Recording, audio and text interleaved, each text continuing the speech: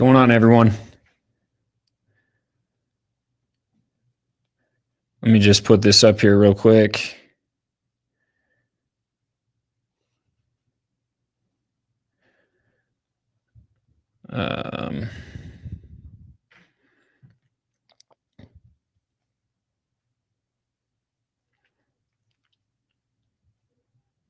All right. Just putting the Instagram live up here. If you guys are watching from Instagram live, make sure you get on the link that I just posted in the comments. Yeah, I pinned it right there. Just copy and paste that, or hit it, or go to my VIP channel and it's in there, or go to my story and it's in there. And as people start talking on this, please just let them know to do the same thing, because I know that people are going to join and be like, what the heck? He's not talking to us. No, I'm streaming, so I can't see everything happening here. But I wanted to put this on so that, there's 460 people on right now. I want all 460 people to go watch the YouTube. So, or X, whichever one you prefer. It's the only way I can do these long form. I'm just going to do it here and you can listen, but I won't be able to interact with you as much as I can interact with everybody else. So let's see what we got going on here. What's up, everybody? Let me know. Let's see here. Let me know where you guys are watching from. And then we're going to get started here in just a couple minutes. I basically just pulled up like all of the things that I've been seeing over the last couple of days that I've wanted to talk on. And that's kind of how we're going to run this. I'm just going to bring them up onto the screen and we're going to watch them. And I'm going to tell you guys what I think. But there's a few specific issues I obviously want to talk about more than anything, which the first one is definitely the Candace Owens situation. If you guys haven't seen what happened, basically everything she said has been proven to be true. Again, it's like every time this woman speaks, she always brings the receipts and she always knows what she's talking about. Like she's not the type of person that says things just to say things. I thought we learned that when it came down to the whole like Brigitte Macron thing, right? When they basically threatened to sue her and then she was like, okay. And they did. And then they dropped the lawsuit. Like it's like, she doesn't just talk to talk. She knows what's going on. She understands the importance of putting out information in a very methodical manner. And let's just say I know this personally. So, this is just another situation where it's like she obviously knew that what she was saying was true. And it's just crazy to me that there's people that still doubt this. Like it's wild. But the fact is, Candace was right. And she absolutely has been, her life has been threatened. And it's really, really interesting what,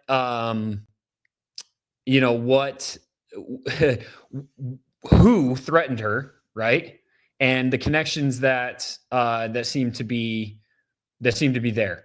So I have a couple videos. I'm going to pull those up. We're going to watch those and we'll go from there. But let me load these up real quick. Everybody that's on here, there's like over 400 people. Make sure you guys go and watch. For those of you guys that are asking what the YouTube is, it is the Ian Wentz Show. I'll post it here. So if you guys get on, send everybody there. But yeah, let me get this video up real quick. All right. What do you guys think though? Have you guys seen this? Do you know what I'm talking about? Am I keeping you in the loop? Like what do you guys think about this whole situation? I'm going to pull up, let's see, where did I put that? Okay, here we go. So here is,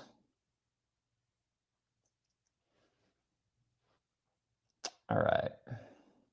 Sorry, bear with me, guys. We're just hanging, we're just hanging. All right, I'm bringing this up right now.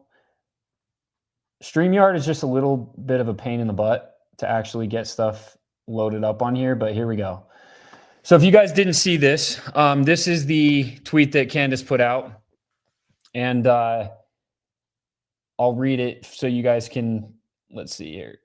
I have to go really close though because I'm blind as a bat. But 2 days ago, I was contracted by a high-ranking employee of the French government. After determining this person's position and proximity to the French couple, I have deemed the information they gave me to be credible enough to share publicly in the event that something happens. In short, this person claims that the Macrons have executed upon and paid for my assassination. Yes, you read that correctly. More specifically, that the green light was given to a small team in national... I can't read that one. That is why is that blurry? I don't know why my screen's blurry, guys, but intervention group, I can't see that part of it. Sorry. If you guys can read that, sorry. I can't see those 3 sentences for some reason on my side. Again, this person provided concrete proof that they are well placed within the French government apparatus. Further to this point, this person claims that Charlie Kirk's assassin trained with the French Legion, 13th Brigade, and multi-state involvement. Journalist Xavier Paussard's life is also at risk. This is deadly serious. The head of state of France apparently wants us both dead and has authorized professional units to carry this out. I ask that every person retweet and share this. I do not know who in the American government can be trusted since the source claims our leaders are aware, but I have more specific information which is definitively verifiable. Should they care to reach out to me, to the brave official in France who did this because they were so moved by the evil of Charlie's public execution to risk their own life, may God bless you. Truly, let it all be revealed. Now, obviously, when she posted this, you had this is the best part about the whole thing, right?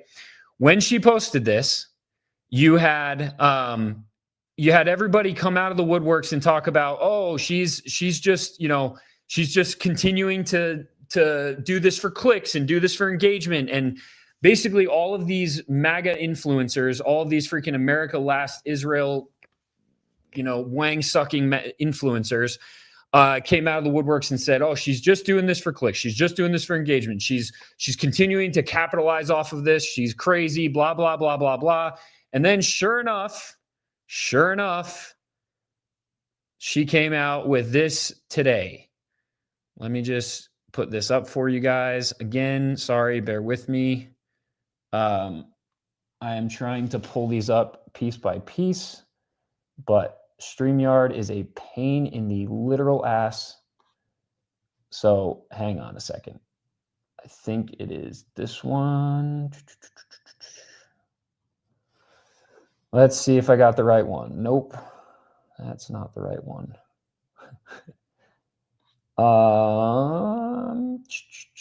Is this the one? All right, this is the one. Here we go. So, nope, that's not the one. Good hell. I'm telling you guys, if anybody knows a better way to do this than using StreamYard, I am open to it because StreamYard so far has been the bane of my existence. I'm just going to freaking pull it up on my computer. How about that? Because I don't want to continue to fight with this thing. But it's basically the newest tweet by Candace Owens.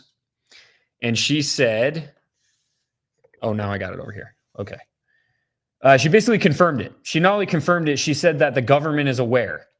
And so my question is, if the government is aware, what's being done? What's being done right now? Are they investigating it? Is the FBI out investigating this and trying to figure out what's going on and trying to get to the bottom of it? Doesn't seem like it, which is pretty freaking crazy, all things considered, right? Because, I don't know if you guys saw this too, but they also just announced that Tyler Robinson acted alone, of course, right? Not Tyler Robinson, excuse me, the freaking Butler dude acted alone, according to the FBI, because, the FBI said so it must be the truth. I'm getting sick and tired of just hearing them say, this is the truth, and you just have to accept it. I don't know about you guys. All right, here we go. Goodness gracious. So our show will be off air this week. As an update, both the White House and our counterterrorism agencies have confirmed receipt of what I reported publicly. Emmanuel Macron attempted to organize my assassination per a source close to the first couple. Also, I will again state the French legionnaires were involved in Charlie Kirk's assassination, but they did not act alone.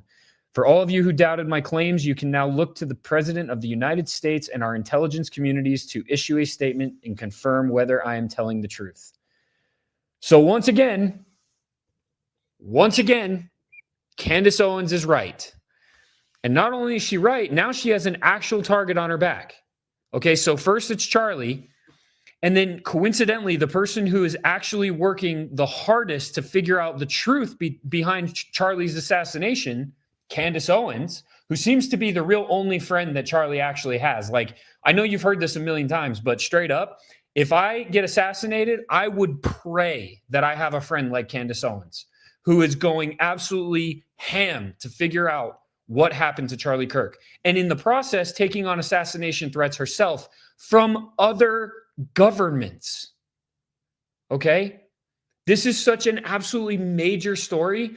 It's insane to me that it's not the number one thing that people are talking about right now. And it's not. It's actually not. And you know, all of these influencers out there, I know you guys hear me talk about these guys all the time, and I get it, but like, I'm not going to rest on it. I'm not going to, because all of these MAGA influencers that are usually so quick to call out the conspiracies, right? When it's on the left, when it's a Democrat, they're so quick to question the government and question the government agencies, these three-letter agencies, right? They're all up in arms about Epstein, right? Now, all of a sudden, they're not only silent about these things, but it's like they won't talk about them because they know that it goes against the official MAGA narrative. These people are bought and paid for. And I'm not even saying money-wise, right?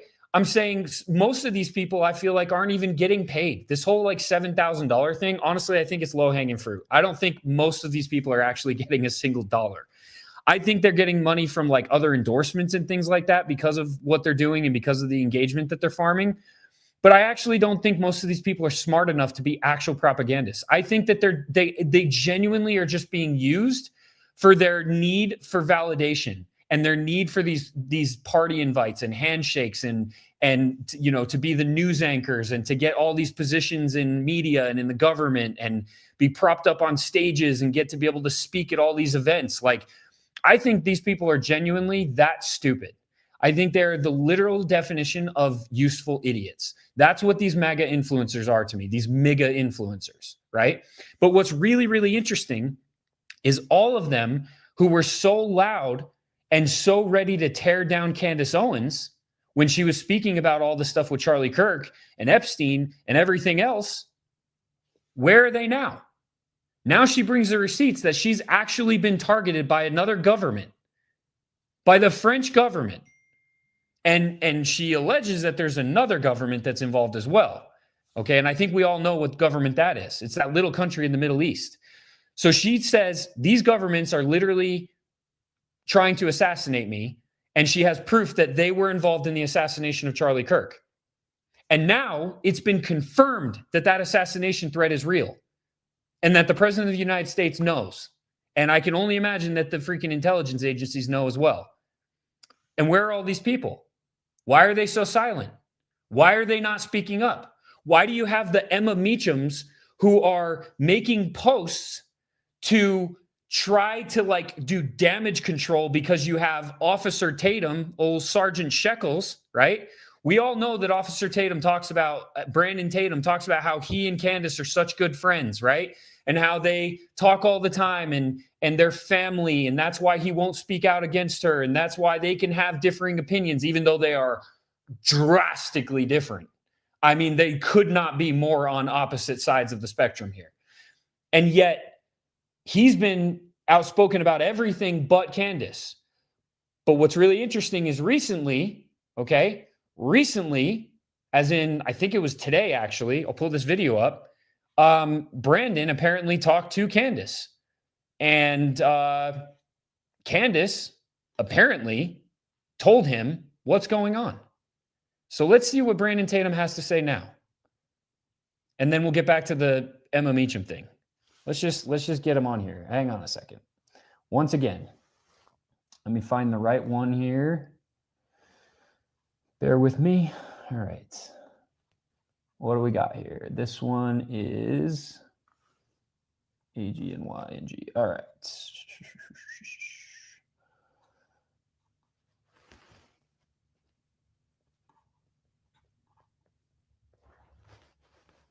Okay.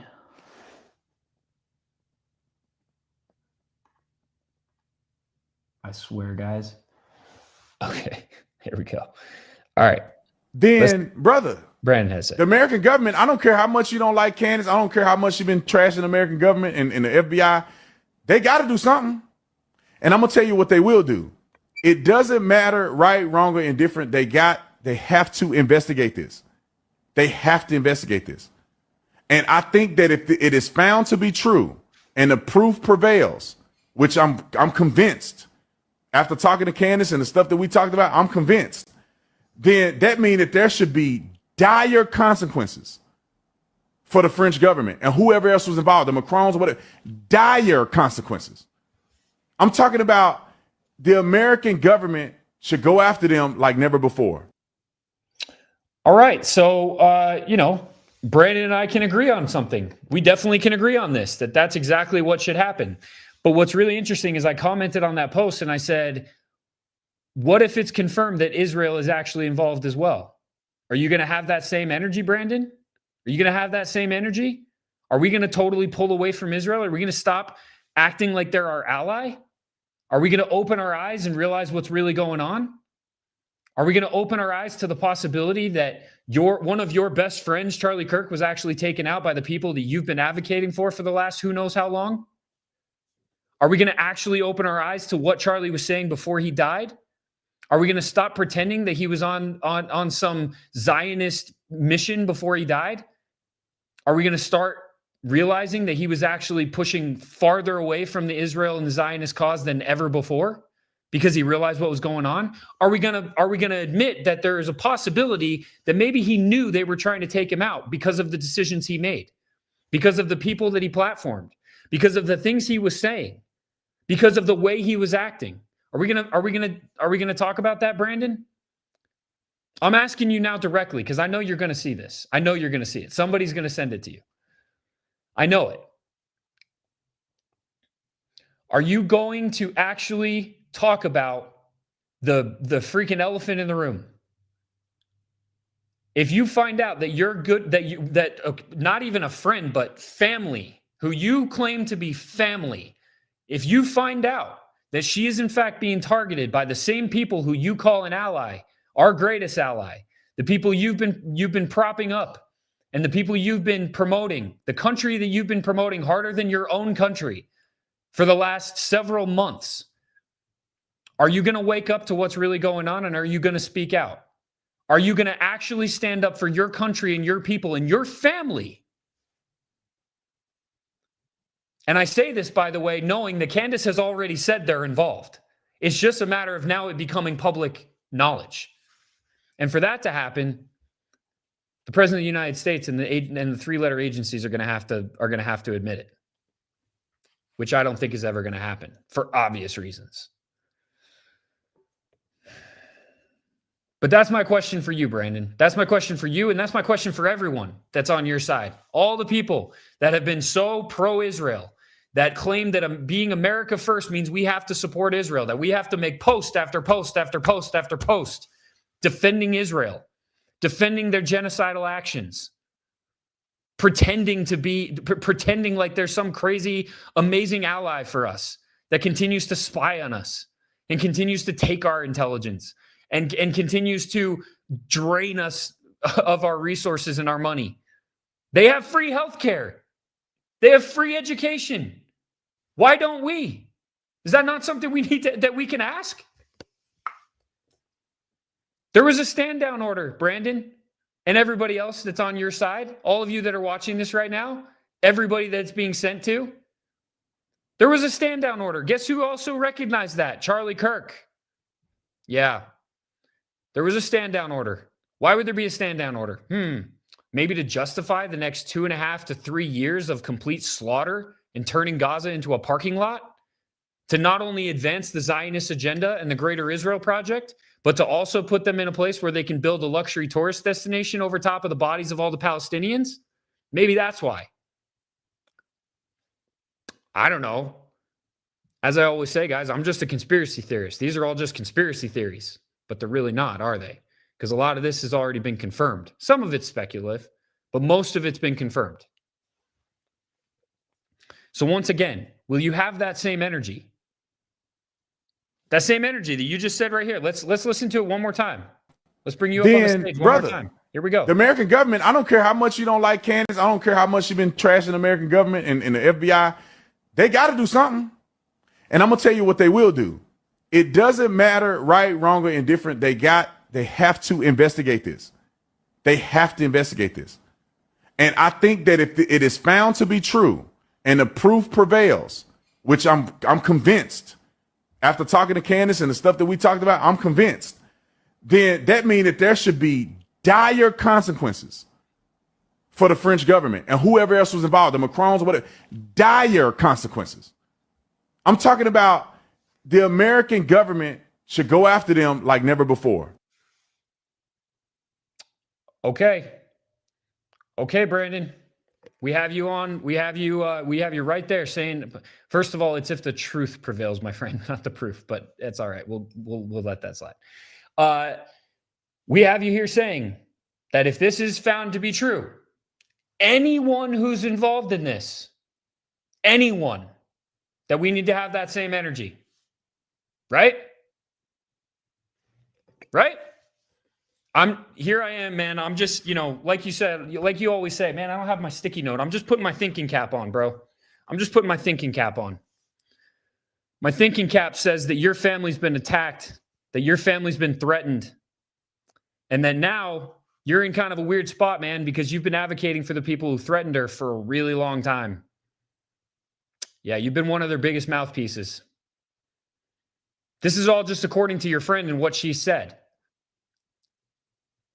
Because this assassination attempt, this threat, right, seems to be coming around because of all the questions that Candace has been asking. Remember how you said that we shouldn't be asking questions, Brandon? Over and over and over, and all these other people have said it. Don't ask questions. You're not just asking questions. You're just a Jew hater. How many times have I heard that now? So is Candace a Jew hater? Because she asked all the questions that she's been asking? Does she just hate the French because she's been asking questions about Brigitte Macron's penis? Is that what's going on? This is theater, man. This is theater. All of you guys, this is absolute theater. It's unreal. It's unreal. It's like watching a movie with really, really bad actors. Terrible plot. I told you I had a lot to say tonight. But now let's get back to what I was talking about before. You have the Emma Meachams who, if you guys want to pull it up, you can. I'm not going to pull it up. But she made a video where she basically put the video of Brandon talking about how all of this should be done and talking about how he's confirmed that the assassination attempt is true and that what Candace is saying is true. And it's almost like she's trying to preemptively justify Brandon in what he's saying because you can't possibly speak out against everything that you've been speaking in favor of for the last several months, right? Go look at her post, guys. It's unreal. It's like damage control. It's like she's trying to preemptively control the damage that's going to come from the fact that Brandon just might end up waking up to what's going on. I sure hope you do, bro. I really do. You're welcome to come back to the America First side. If you ever were there. I mean, honestly, I don't know if you were, but if you were, you're welcome to come back. Everybody is. Because that's really what's going on right now. Okay, MAGA is dead. MAGA is dead and MAGA is done. Because MAGA has been revealed to be something it never was. MAGA was supposed to be America first. It was supposed to be putting us as Americans and our needs first. It was supposed to be getting out of these foreign entanglements, right? It was supposed to be taking care of us. It was supposed to be declassification. It was supposed to be mass arrests. It was supposed to be accountability. It was supposed to be all the things that President Trump and this administration ran on and campaigned on and podcasted on for months and months and months leading up to us actually electing them. That's what MAGA was supposed to be. That's actually why there was a small period in time where I actually put on a MAGA hat. Because I actually believed that maybe it was real. That maybe for once we were going to get America first. And man, that made me feel good. I know it made a lot of people feel good. But see, here's the thing. We've been fooled. We've been used. And MAGA has been revealed to be nothing but a cult full of loyalists and based on loyalism. And the real movement is America First. America First is the true patriotic movement based on patriotism and not loyalism. It's based on love of country and love of people. It's not based on one person or one administration or the actions that they take. It doesn't live and die with one person. It doesn't live and die with the administration. It doesn't live and die with a leader. It lives and dies with patriotism, which is why it'll never die. Because patriotism will never die in this country, ever. There will be people that have the spirit of patriotism until their last dying breath. Because there are still people in this country like me who love this country dearly and who want to see it succeed and who are sick and tired of watching our money and our resources and everything that we should be getting for us be given to others. And it would be one thing if it was like actual giving, right? If it was like, oh yeah, we're just, I still wouldn't be on board with it. But like, it would be easier to swallow if it was because we actually felt like we were giving to other people and helping other people. But we're not. We're just lining the pocketbooks of politicians and neocons. We're just keeping the war machine running. We're just keeping the American people oppressed. Okay, I don't want your $2,000 check, Trump. I thought we got over this with Biden and his stupid stimulus checks. We all know what that is. We all know that it's nothing. It's not actually helpful. It's breadcrumbs from the freaking table. I don't want your breadcrumbs. I don't want them. I know everybody else doesn't either. We don't need $2,000. We need you to do something about the taxes in this country. We need you to do something about the money that we pay that is going to someone else and some other country for their own interests, and then lining the pocketbooks of these corrupt politicians and disgusting, horrific, satanic elites. I'm sick of paying taxes to pedophiles. I think I speak for everybody. I'm sick of it. I'm done. America First is the movement. And that's why every single one of you who are out there attacking the people that actually stand for America, the Candace Owens, the Tucker Carlsons, okay? The freaking Marjorie Taylor Greens, the Thomas Masseys. Quite frankly, the Nick Fuentes. You don't have to agree with everything Nick says. I don't. Just because you listen to some things that someone says doesn't mean you agree with everything they say. That's what people want you to believe. That's what these Zionist people want you to believe. They want you to believe that if you support someone like Nick, well, then you're just a Jew hater. Then you're just a racist. It sounds familiar, right? If you support these doctors, then you're just a COVID denier. You're just anti-vaccine. You're anti-science. You're a freaking danger to society. You're killing grandmothers. It's the same damn playbook every single time, and I'm sick of it. I know everybody is. So yeah, I agree with like 90% of what Nick Fuentes says. I don't agree with about 10% of it. But he actually cares about America. You can feel it, man. He lives, sleeps, and dies. It is all about America with Nick Fuentes. Like, that's one thing you can freaking take to the bank. I think everybody can agree with me on this one. Same thing with Tucker Carlson. They can say whatever they want. Charlie himself was defending Tucker Carlson before he died. Basically to the day he died. To the point where he was actually putting Tucker in front of the Zionist agenda and the Israel lobby. Purposely saying he was going to platform Tucker to piss him off. Go Max. That's what freaking Charlie said. Go Max. He was talking about don't hold back. He was talking about stand for truth, no matter what fear you might have. Stand for freedom of speech. There's a reason he wore that freedom t-shirt. It wasn't just a fun saying for Charlie. He actually believed in freedom of speech, from both sides. It's why he had the conversations he did. It's why he was willing to do what he did. So why are we attacking the people that stand for everything Charlie stood for? Why do we pretend that the people like the Josh Hammers and the freaking Shmulies and Netanyahu and Randy Fine and freaking all these other Zionist cucks, why are we pretending that they actually care about America, that they care about us as Americans, that they care about freedom of speech or freedom in general? Why are we pretending? We're not. That's the truth. The majority of this country is not pretending. You want us to believe that it is. Just like every other situation in history, you want us to believe that the 2% is the 98%, but we know better. We know that 98% of this country is sick and tired of the America Last policies that we've seen, and sick and tired of the Zionist agenda that is being shoved down our throats.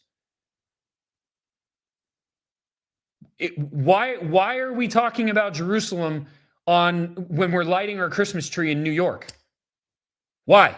Are we lighting a menorah? Did I miss something?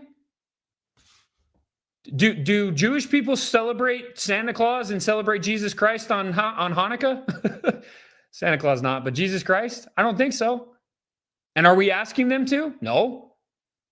So why is it the other way around? Why are we seeing that? You guys know what I'm talking about. If you don't know what I'm talking about, let me pull it up. Let me just pull this up real quick for you. So recently, and by the way, this comes from somebody, I'm from upstate New York, okay? The tree lighting is a big deal. And yet, for some reason, unknown to me, and unknown to most people, I think, with this last tree lighting, something really interesting happened. Let's just pull this up, if I can freaking find it.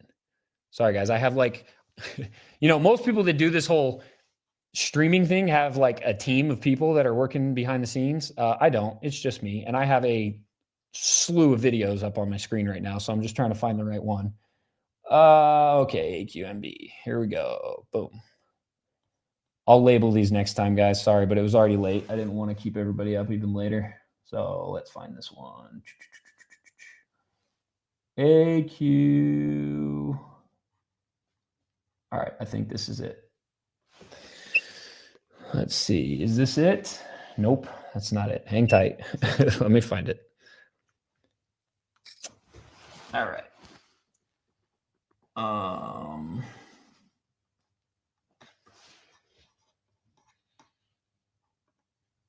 AQ and okay, there we go. It also doesn't help that my freaking screen is like completely dark right now. There we go. Okay, is this one it? Let's see.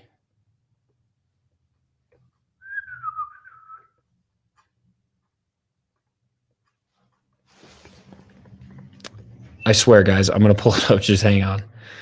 I don't know why it's not showing up. I grabbed the right one, but it's not working. Let's see. AQMHMQ.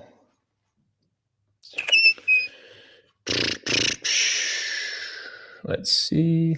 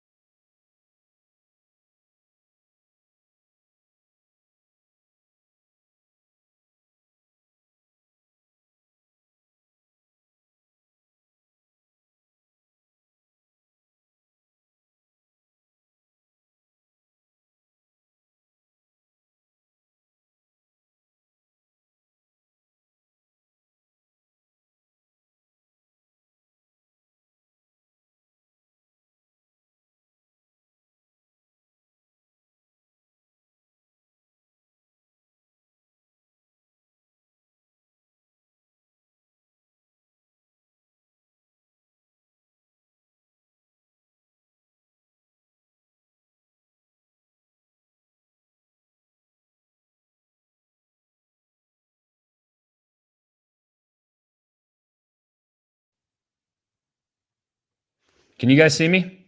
Okay, here we go. I'm back. Not sure. I don't know what just happened, guys. Hang on a second, though. I'm back up. Let me just fix this real quick.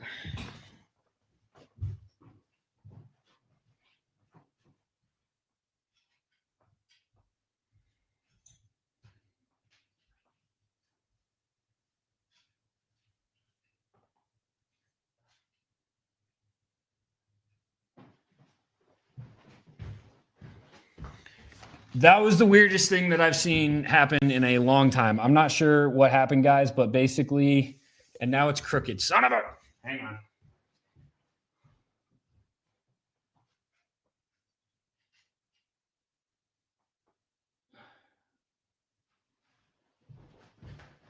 It just basically kicked me off. I'm not sure why it did that, and also why everything is like slanted now. We all went tinfoil hat. Yeah, dude. All right, hold on. Let me fix this. I don't know why it's not connecting. Hang on.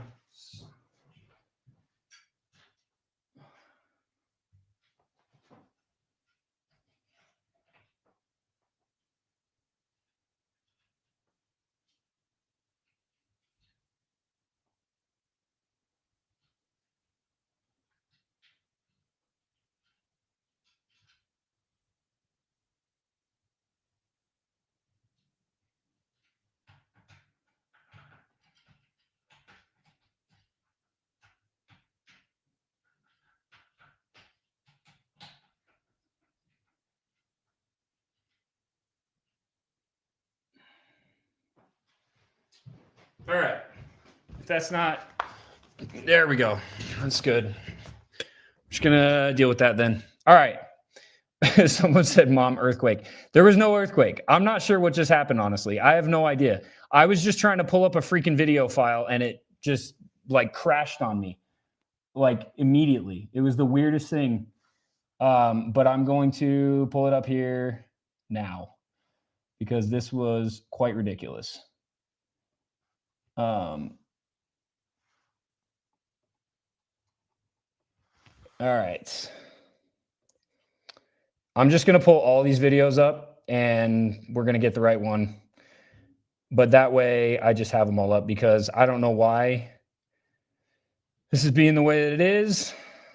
But thank you for rocking with me, guys. Thank you for being patient. I appreciate every one of you. I promise we will get this going and I will find this freaking video that apparently they don't want you to watch. Here we go. All right. Holy hellfire. Okay.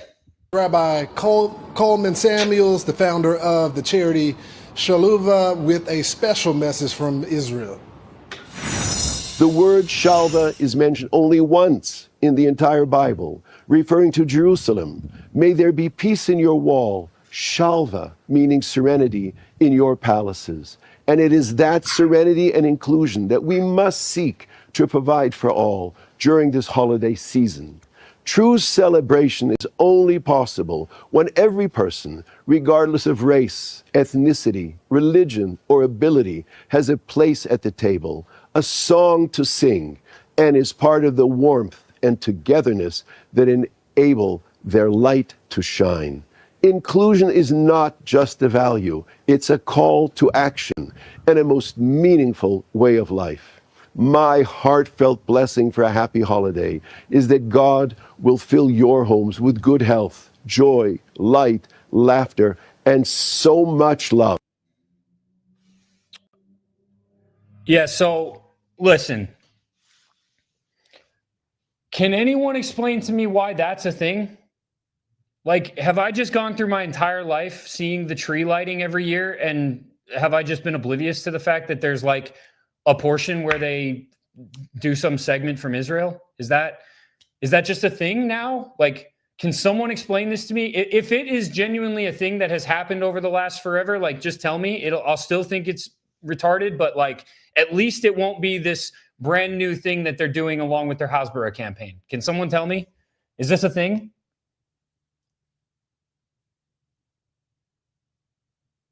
I'm seeing people say that it's not. And I don't think it is either. Because like I said, I've never seen that. Yeah, someone said born and raised in New York from the same general area you are. Never seen this before. I know. That's what I'm saying. I have not only seen the tree lighting like every year, I've been to the tree lighting. Never in my life do I remember them having some segment from Israel. Okay? Never. Why is that happening now? And of course, people are going to think that they're going to, oh, you're anti-Semitic because you're asking this question. No, I'm not. I'm just asking why that is a part of the Christmas tree lighting in New York City. The Christmas tree lighting, where we celebrate the life of Christ, right? Where we celebrate Christ's birth, who the people who are apparently doing this segment from don't believe in. Not only to the point do they not believe in him like as the son of, they don't believe he was anybody significant. They believe he was a usurper. Why is that part of the celebration of Christ's birth? One of the biggest celebrations of Christmas in our country. And why are places like Newsmax, right? I don't know if you guys saw my post on Instagram, but I've been screenshotting every time I see it from Newsmax for the last like 3.5 weeks. Every time I've seen it, they have an Israel, I think it's called an Israel update. It's the only post. Listen closely, because this is the truth. You can go look at it unless they changed it after I made this post. But it's the only post that they take the comments off, that they make it so you can't comment. They limit the comments, right? They don't even just limit them. They take them off. It's the only post they do that with. Why would you do that? Why would you, as a news channel, take the comments off of only one type of post? In my humble opinion, it would be because you know it's propaganda. And you're being paid or you're being endorsed to do it, but you know there's going to be severe backlash for it. And so it's like, let's just take the paycheck, but let's silence all the voices. Let's silence all the opposition. Let's make it easy for ourselves. Again, just speculation. I'm not saying that that's what's happening, but that's kind of what it seems like to me. I am a conspiracy theorist, though, after all. But anyway, moving on.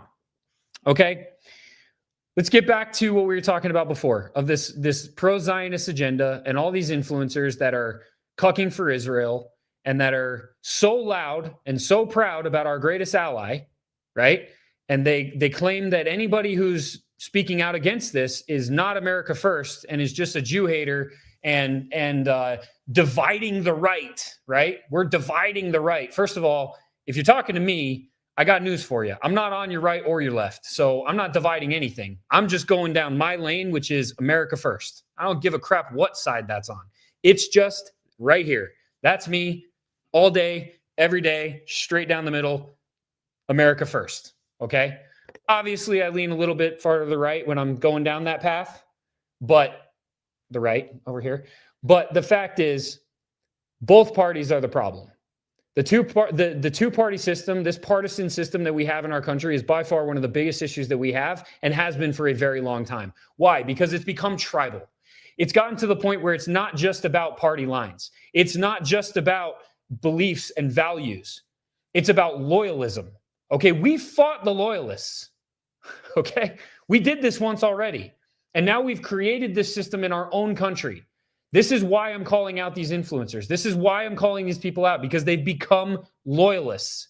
They've become the type of people that are loyal to their leaders no matter what their leaders do, even if their leaders are trampling on top of their true values and the things that they hold dear and hold important, or at least that we all thought they did.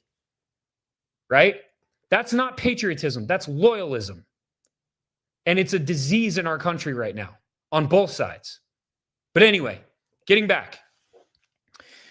Another thing that these people have been silent about is something that absolutely blew my mind when I found out. And honestly, I can't believe more people don't know this. But believe it or not, they don't. I've asked a few people that I would have been like, honestly, I thought for sure would know about this that didn't.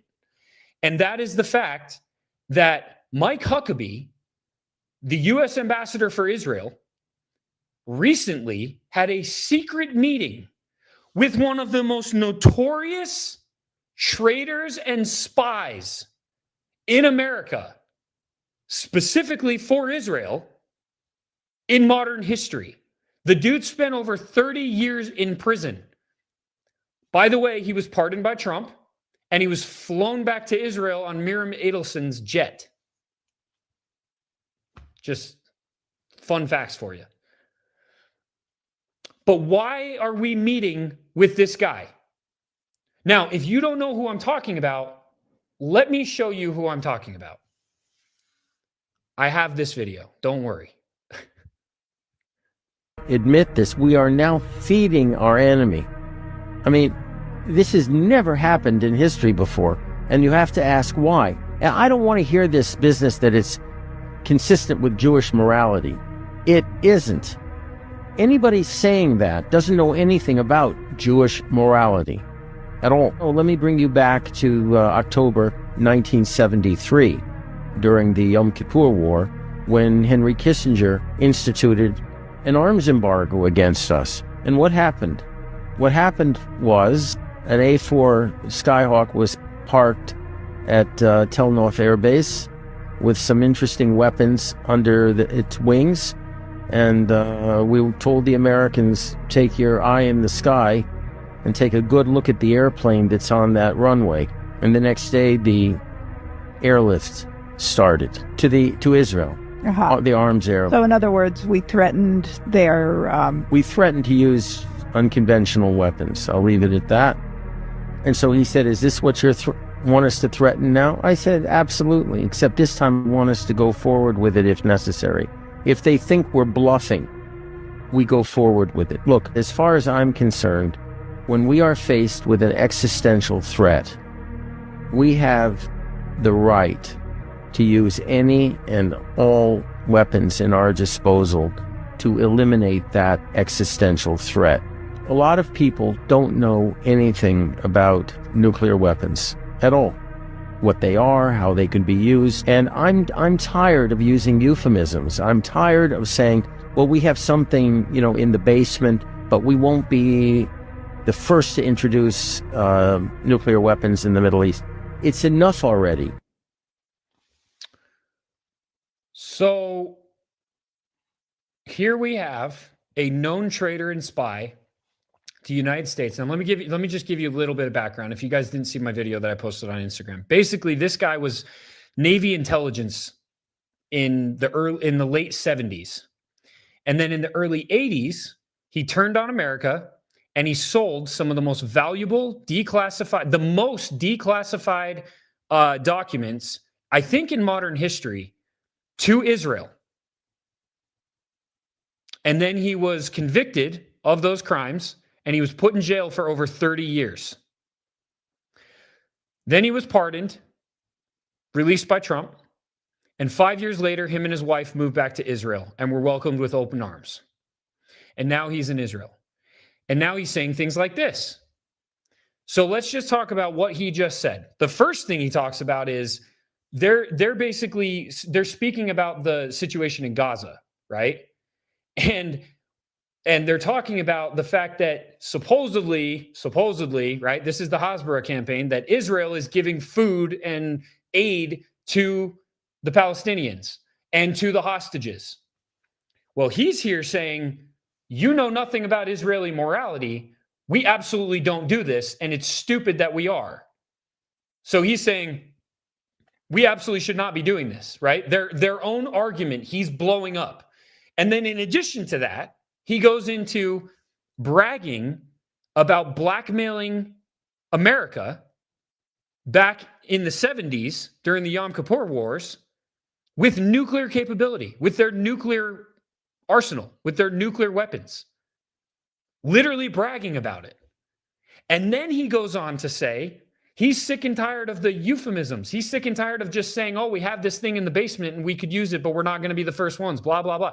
Like, he's literally saying, this psychopath, that he wants to actually use nuclear weapons if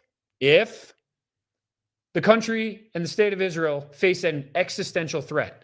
Well, who determines what that existential threat is, guys? How much do you know about the Samson option? Because if the Samson option is a real thing, this guy for sure is the one that would put it in play. Oh, and by the way, there's rumor that he's about to be an official in the Israeli government, that he's about to have a place in the Israeli government. So that's really cool. So now we have the psychopaths that we already have in there, Ben-Gvir and Smotrich and Netanyahu. Now we're going to add this psycho to it. And we're going to continue to support it? And all these influencers are still talking about supporting this country? So what I said in this video that I posted on my Instagram was literally this. Just pretend that guy's an Arab. Just pretend he's a Muslim. Pretend he's not from Israel. What do you think all these people would be saying? What would all these MAGA influencers be saying? I think their tune would be a little different.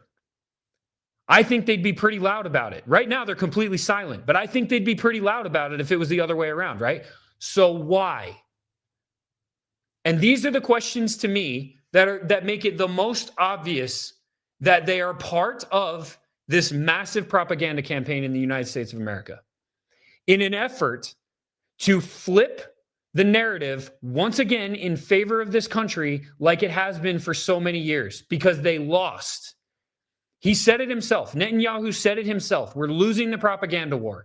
That's why they had all these influencers go to Israel. That's why they had these meetings. That's why they've talked about all the different things that they're doing, buying up Google, buying up AI, buying up VPNs, right? Buying TikTok, creating all this, $150 million YouTube and Google campaign, I think it was. The geofencing with the Christian churches, which, by the way, happened weirdly at the memorial that Turning Point USA was behind. These are just questions, though, right? We shouldn't be asking these questions according to Tatum and all these other people. Don't ask the questions. Just sit back. Just smile and wave, right? Pretend that everything's okay. Pretend that this is not all actually happening. So they're trying to flip this narrative once again. And when I said that all these people are part of it, like I said, I actually don't think most of them even realize they're a part of it. I think that's how stupid they are. I think that their religious, the religious manipulation of the Judeo-Christian movement and all of this stuff that's been told to these people for so long is so ingrained in them that they actually believe they're doing what's right. I do. I believe that for a lot of these people. I don't think they understand that they are actually being manipulated and used for a massive propaganda campaign. And I don't think they realize who's doing it. I think some of them do, but I think the grand majority of them are really just useful idiots. I really do. And, you know, it's because it's based on religion. It's based on faith. Their faith is being weaponized against them. I've said this so many times. That's what's happening. And you know,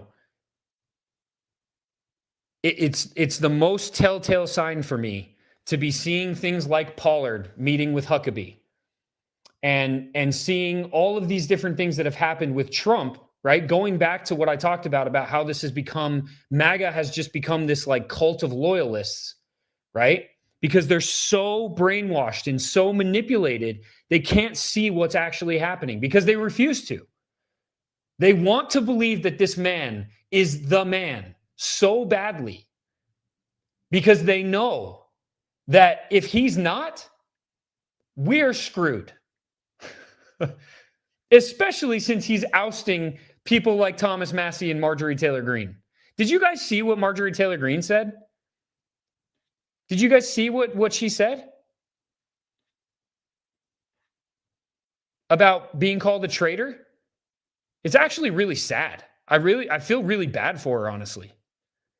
Like, it's crazy to me. I mean, she campaigned harder for Trump than like anybody else. She was so outspoken and so gung-ho for Trump.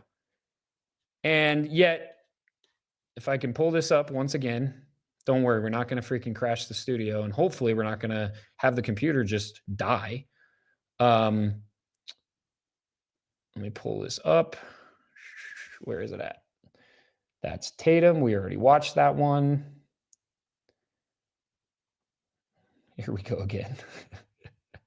Guys, I don't think you understand. There are so many damn videos on this freaking thing right now. And that is why it is hard to pull them up. Also, they're tiny, so that doesn't help either. Because when I put it on my TV up here so I can look at you guys, and I'm not just looking down like always, it makes it near impossible to actually see them. Okay. Let me pull this up. Here we go. All right.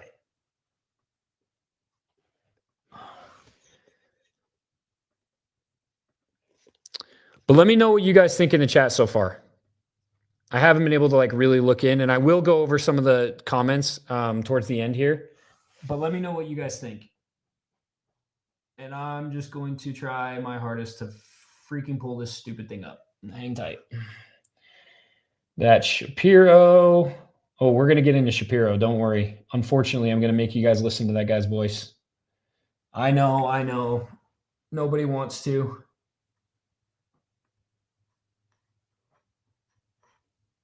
You know what we're going to do here? Oh, I think I got it. All right, here we go. Called a traitor by a man that I fought for 6 years for. And I gave him my loyalty for free. I won my first election without his endorsement, beating 8 men in a primary. And I've never owed him anything, but I fought for him for the policies and for America first. And he called me a traitor for standing with these women and refusing to take my name off the discharge petition. Let me tell you what a traitor is. A traitor is an American that serves foreign countries and themselves. A patriot is an American that serves the United States of America and Americans like the women standing behind me.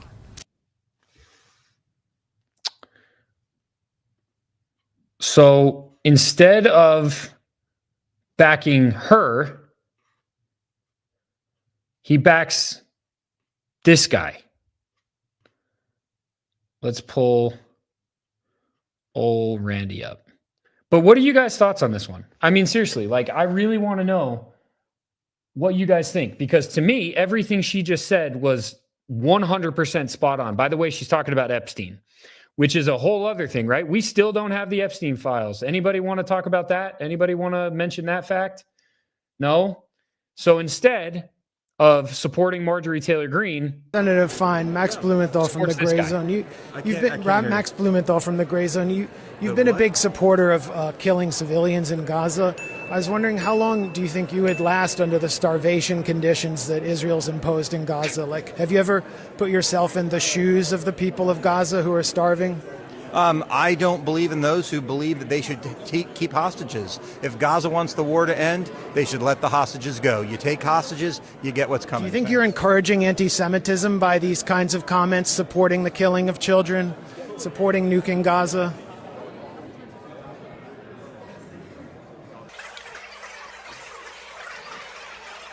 Over here in this corner. Sir, he has another interview right now.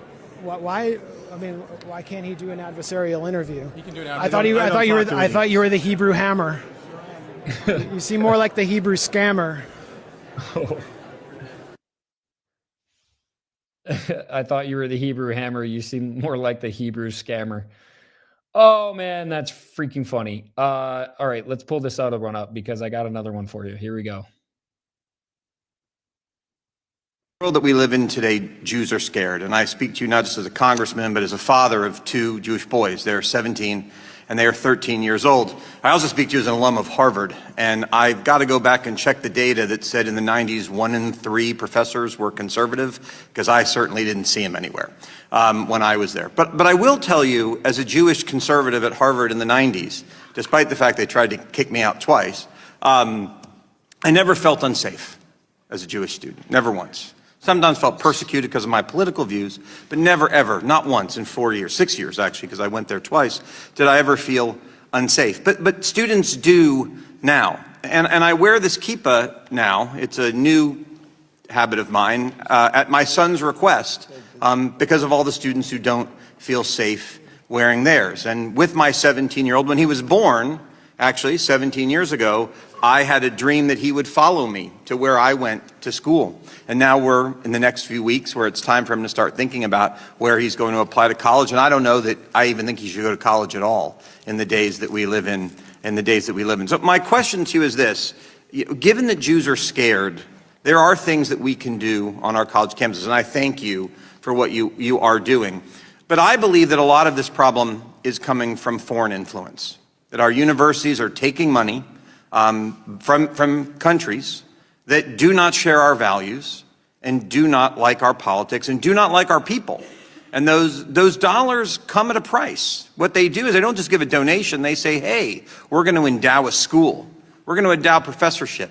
We want you to take our students and from other countries. And what are things that we can do to work together so that countries like China or Qatar, which are clearly not looking out for the interests of Americans, that we can get that under control in our higher education system?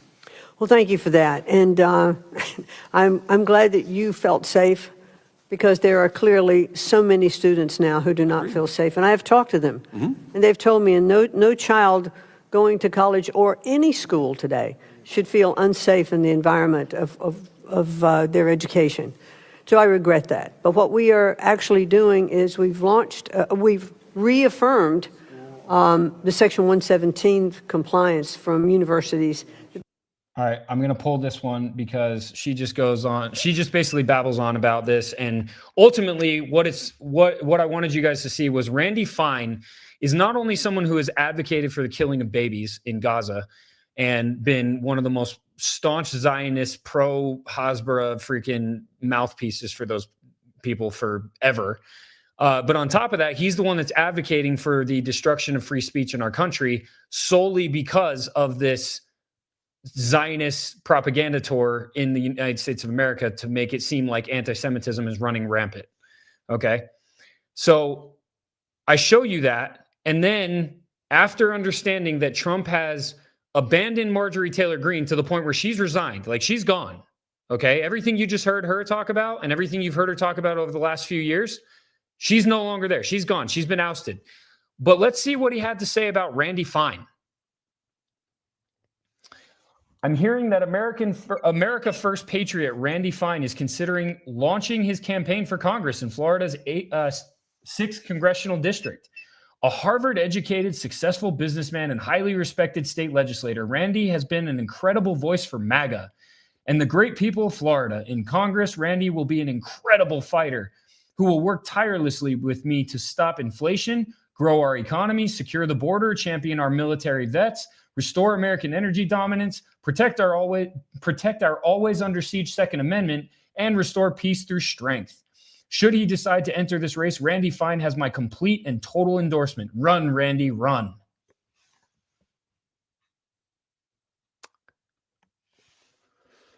So there's that.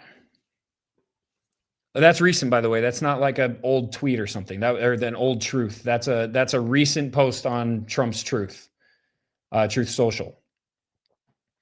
So he is actively attacking Thomas Massie while making Marjorie Taylor Greene resign, calling her a traitor, and endorsing Randy Fine.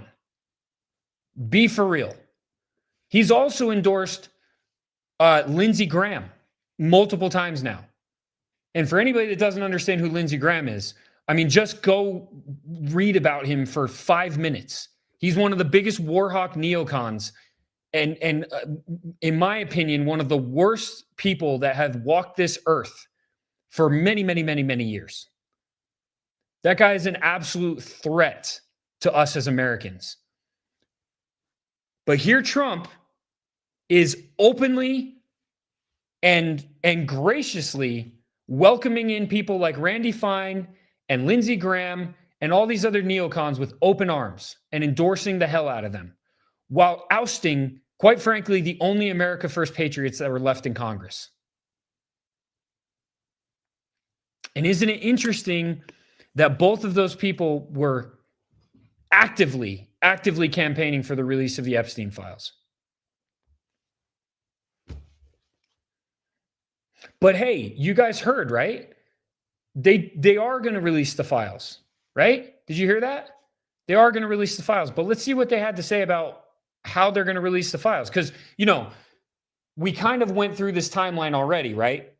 First, it was all gung-ho about releasing the files. You had Cash that was like, we're going to declassify everything. We're going to turn FBI into a museum, blah, blah, blah, right? And then you had Pam Bondi that was like, yeah, I have all the Epstein files. They're sitting on my desk, right?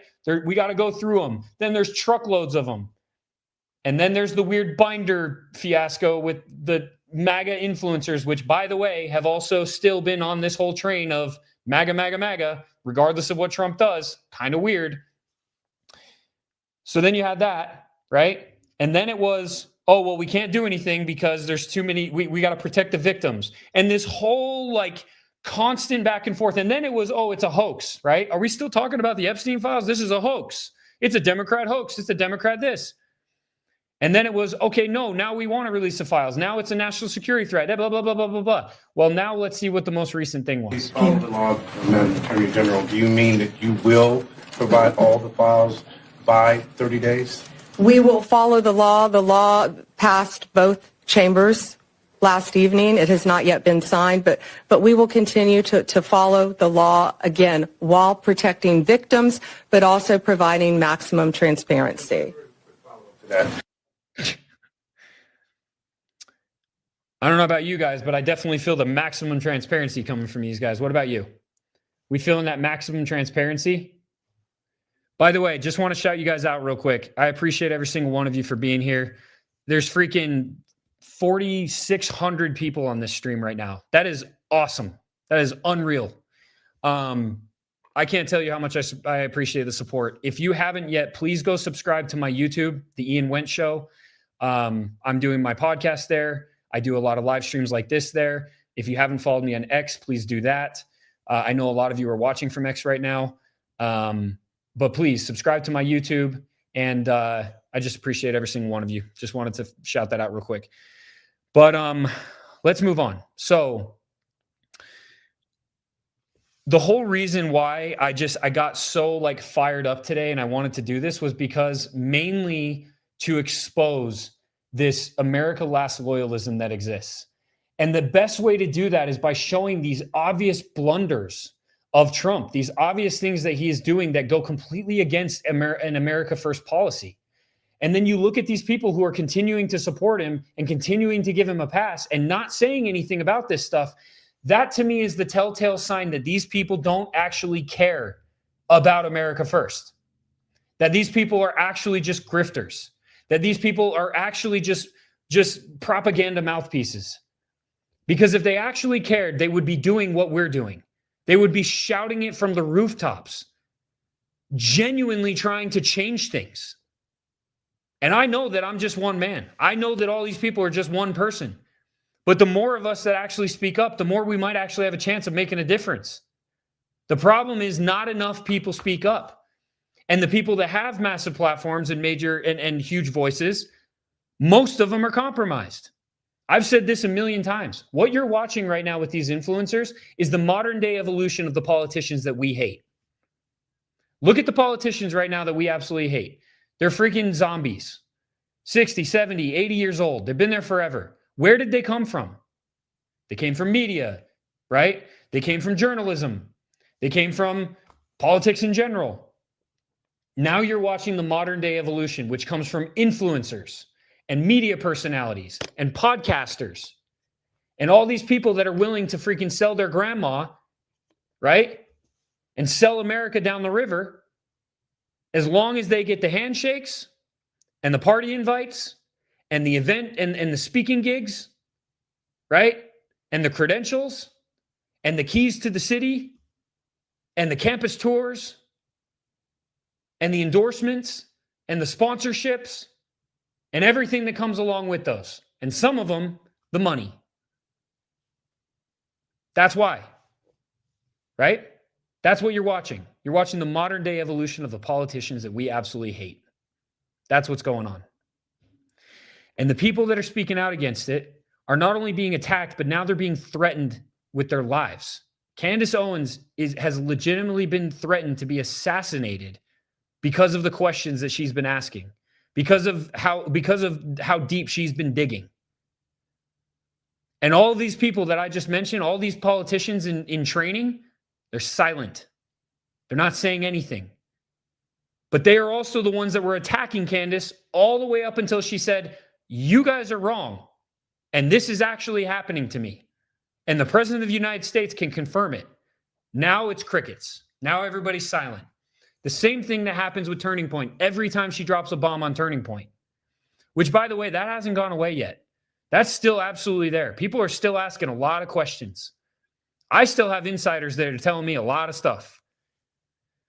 I know. People are saying, oh, you have insiders. Yeah, I do. And I've already said it. And no, I won't dox them. But they are absolutely still digging. They're absolutely trying to get to the bottom of this.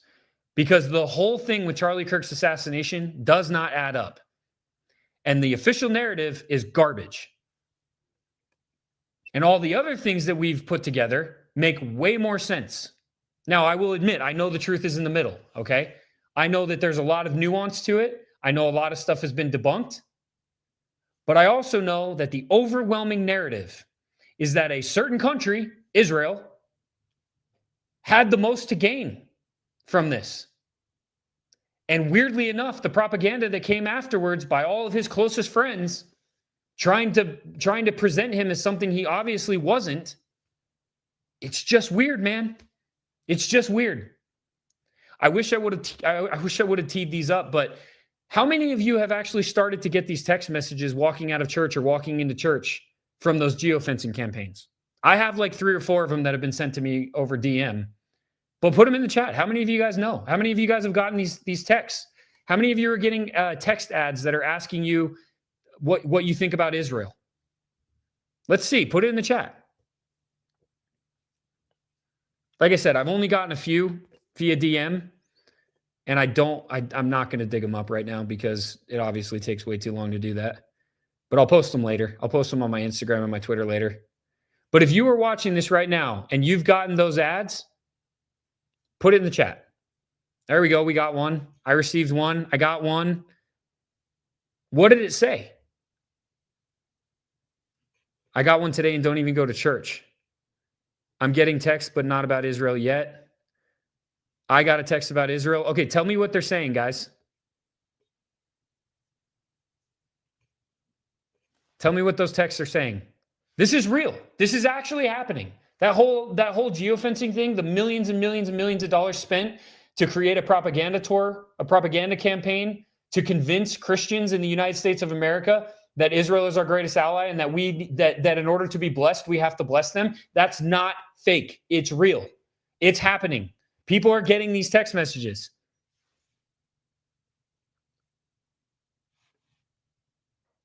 One said, love me, say that you love Israel.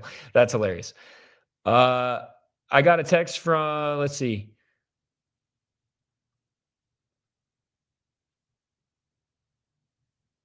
I got one, and I'm not even going to church. It's freaking weird, man. Okay, here we go. Hi, my name is Emma from Partners in Peace. I'm reaching out to understand how people view Israel. Do you have a moment to chat? Stop to end. The sender is not in your contact. And that stop to end, right? So you push stop or you type stop and it ends it. That's why I was reading that. But that's a real text. And I actually think I think that's one of the ones that I got in my DMs. This Partners in Peace. That are asking Christians what they think about Israel. When in history have people been targeted on their cell phones with ads for Israel? And why is it happening? I can't ask these questions. That makes me a Jew hater. That makes me anti-Semitic, right, guys? So you see, this is what I'm talking about, right? This is real. This is happening.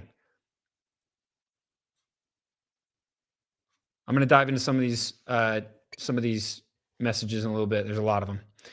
But let's see. I want to bring up something else. There's also those people that you can tell want to say something, but they are afraid.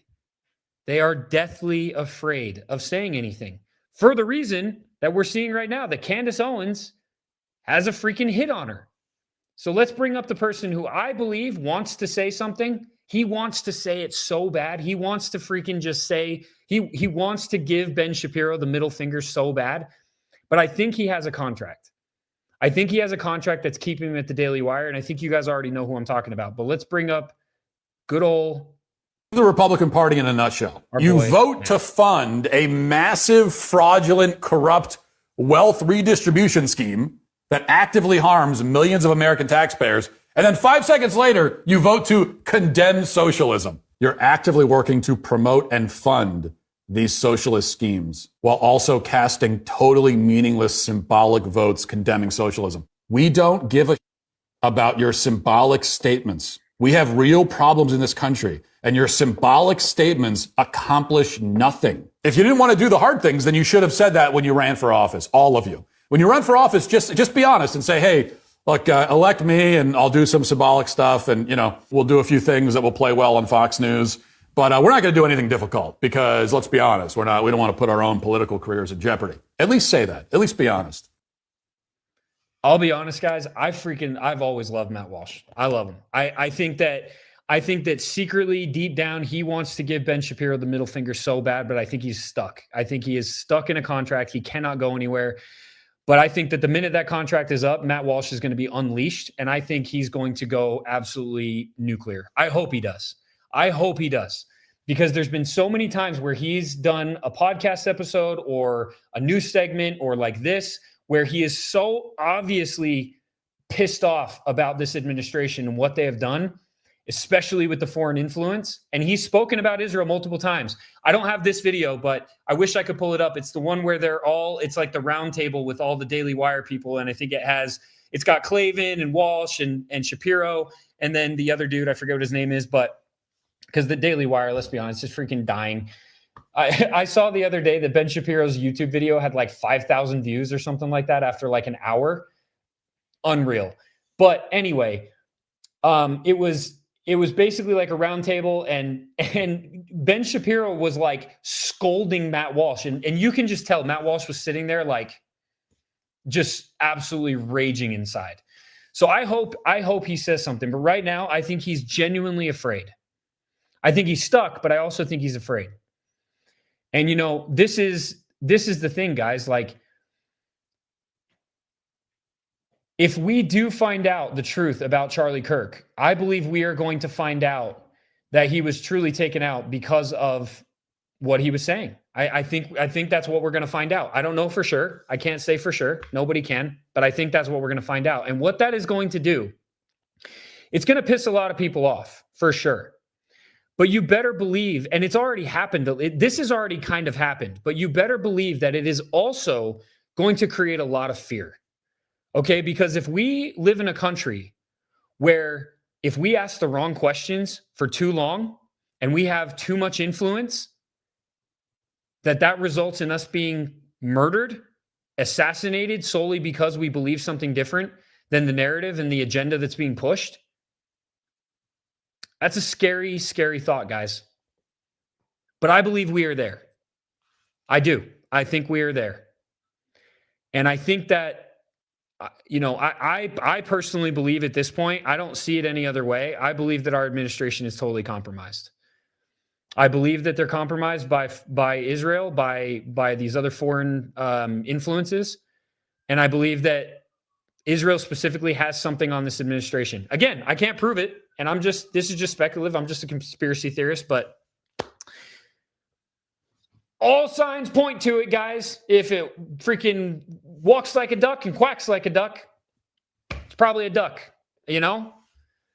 So, that's just where I'm at. I said, and it's funny because people say, oh, I have the people that will basically attack me and say, oh, but you're not loyal to Trump. You're right. First of all, I'm not. I've said this many, many times. I am not a loyalist. I don't care.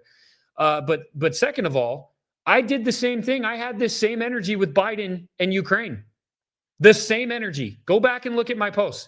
The amount of times that I talked about the fact that the Biden family, the crime family, was compromised by Ukraine and compromised by the interests in Ukraine and the labs and all those things that turned out to not be a conspiracy. And the Hunter Biden laptop that turned out to not be a conspiracy, which, by the way, just kind of got swept under the rug and nobody talks about it anymore. Weird. The amount of times that I called that out, okay, it's mind-blowing. That's basically all I talked about in 2023 and 2024. It's why I took the hits that I did on social media. I got freaking shadow banned and censored harder than most because it's all I talked about. I wouldn't let it up. I wouldn't let it go. The amount of times I posted about that stupid laptop and the amount of freaking strikes that I took on my account because of that laptop. I couldn't go live on my Instagram.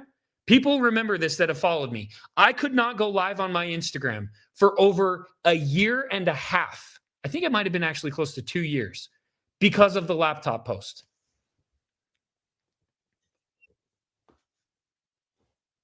So all you that want to say, oh, you're just hating on Trump. No, I'm not. I'm staying consistent. Something that a lot of people don't know anything about. Consistency is lost on most of the people that exist in this whole social media world. And the reason why is because to be consistent means you have to take just as many hits as you do wins. My business took a hit massively in 2023. My business, Official Patriot Gear, because of the fact that I wouldn't polarize it and become MAGA and create the FJB line and make it all about Democrats versus Republicans. I took a massive hit. I could have made hand over fist capitalizing on that like everybody else did, but I didn't because consistency. I'm not asking for a pat on the back. I'm not trying to, be some superhero. I'm literally just saying that is the way that I function. That is the way that I operate, and it will never change. And I'll tell you what, even though I took the hit, eventually it came back around because now everybody is starting to wake up to the fact that we have been lied to. We have been manipulated and we have been tricked into believing that it is right versus left and that it is this party versus this party and that these politicians care about us and these ones don't. And these politicians want socialism and these ones don't. Let me ask you guys a question.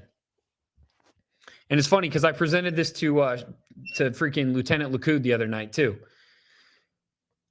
I want you to tell me 5 ways. You know what? Tell me 3 ways that your life as an American has improved noticeably since Trump took office.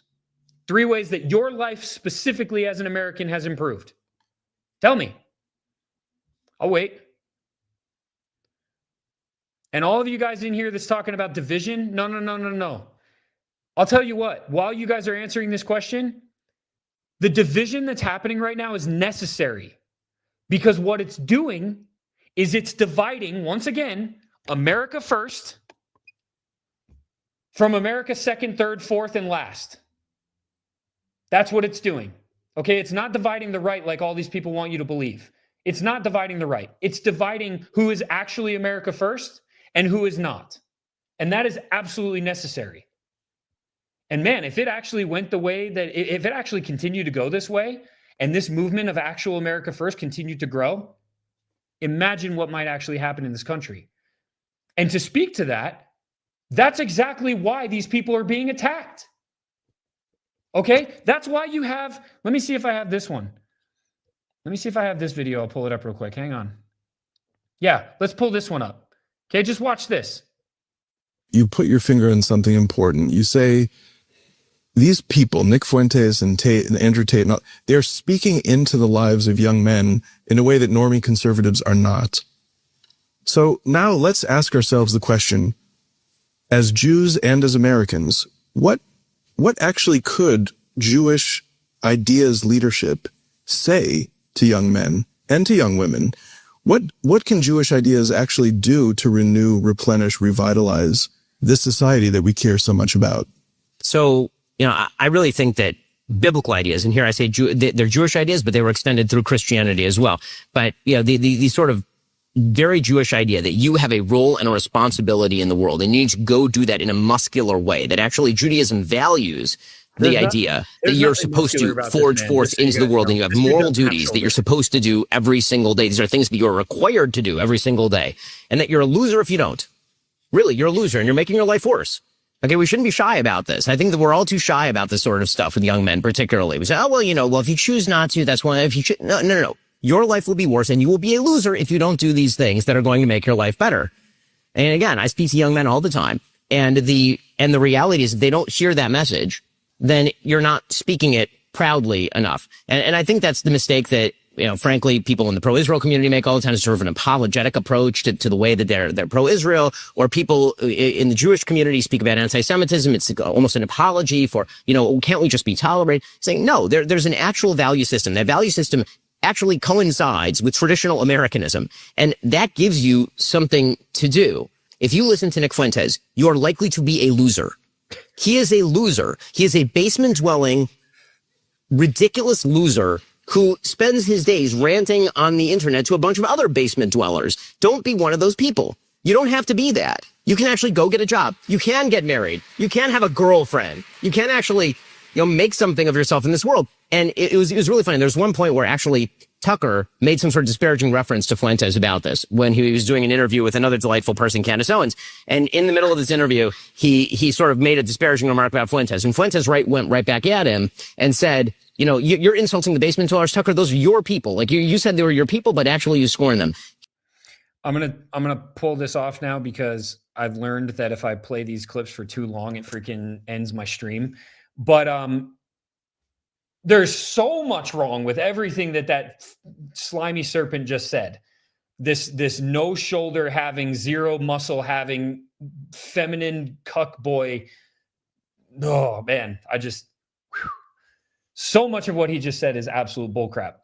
But what I wanted to point out was the fact that, and by the way, how many of these conferences are there? Every time I turn around, I swear there's some new Jewish conference happening in the United States of America. It's like every time I turn around, okay? Every single time. This is like the fourth that I've seen in like a week and a half, where what I wanted to point out specifically is all these people are talking about is all these people that are in opposition to them. And all of these people that are arguably some of the most staunch America First patriots in the country. Like, think about that, right? Who is it that we usually should support more? The people that are the loudest majority voice, or the people that are being attacked relentlessly by the loudest majority voice? What has history told us? Right? I thought we learned all this. So you have all these people that are obviously pro-America, obviously America first, obviously pro-freedom of speech, pro all the things that this country stands for, who are being relentlessly attacked in multiple conferences with these people that literally get on stage and just do nothing but attack their opposition, which just so happens to be all of these pro-America, America First patriots. And we're asking why? We're asking questions why? It's pretty obvious to me. It's pretty obvious. Okay? This guy wants you to, I'm correct me if I'm wrong, but I believe Ben Shapiro said that we should not be able to retire as Americans. I think that's a real thing he said, that we shouldn't be able to retire. Am I wrong? Is that right? I believe that's right.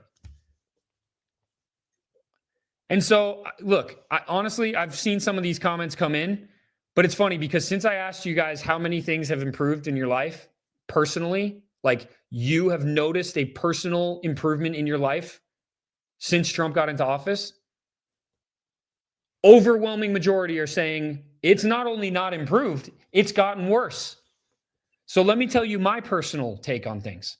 Property taxes are through the roof. People cannot afford houses. I have friends that are in real estate that are flabbergasted at what's happening.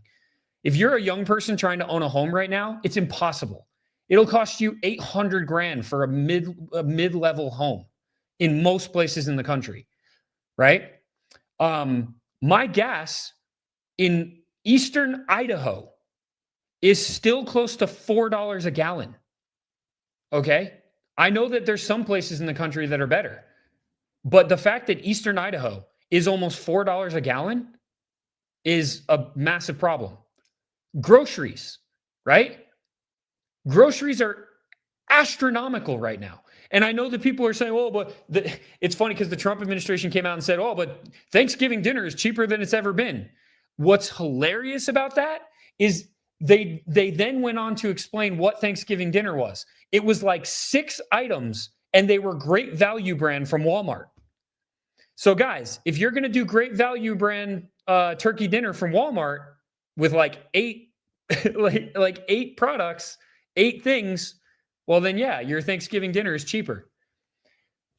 How much have you guys spent in Thanksgiving food prep? Just put it in the chat and watch the numbers, guys. Just watch the numbers. Okay? Things have gotten arguably worse. And now you have Trump talking about 50-year mortgages and giving out $2,000 stimulus checks, basically. Tariff refunds. Is that what he's calling it? I don't even know. Right? So I'm the traitor. I'm the disloyal person. And all these other people that are calling this out, we're all the traitors to the country because we refuse to just be like, oh, cool. That's fine. I'm good with that. My life still sucks. The things that he told us he was going to improve clearly haven't been improved. And I get it. I get it. It takes time. But like, it's not even like some of those things have really improved. The low-hanging fruit, right? No men in women's sports. Great. I'm glad. That's great. That's something that should have happened a long time ago. But realistically, how has that improved your life personally as an American? How has it made it easier for you to live as an American? Because once again, I just want to point this out. We are sending billions of dollars around the world.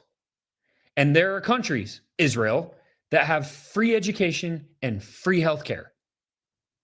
While we here in America, like look at the comments. Guys, there is almost 9,000 people watching this stream right now, and the comments are coming in like crazy, and the prices are not cheap. The amounts are not cheap. Okay? Like, it's like this administration. It's like these people are telling us to look at a wall, and they're saying, this wall is blue. And yet when we look at the wall, it's like, what are you talking about? The wall is red. Right? Like, I see a red wall. What are you talking about? Because I don't see what you're seeing. It is complete gaslighting, guys. And it's unreal. And so, yeah, I'm going to call out the people that refuse to say anything about it. That refuse to talk about any of these blunders. And you should too.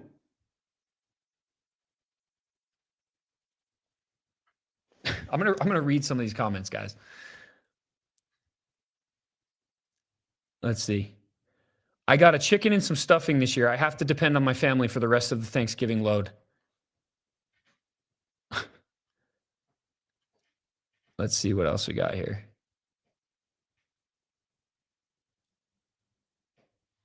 What I spend on grocery every 2 weeks, I should be eating a month from now. Our weekly grocery bill for 2 of us has gone from $45 an average 2 years ago to $85 a week. Me and my wife live off $2,900 a month. Our groceries since 2019 got from $250 a month to $400 a month.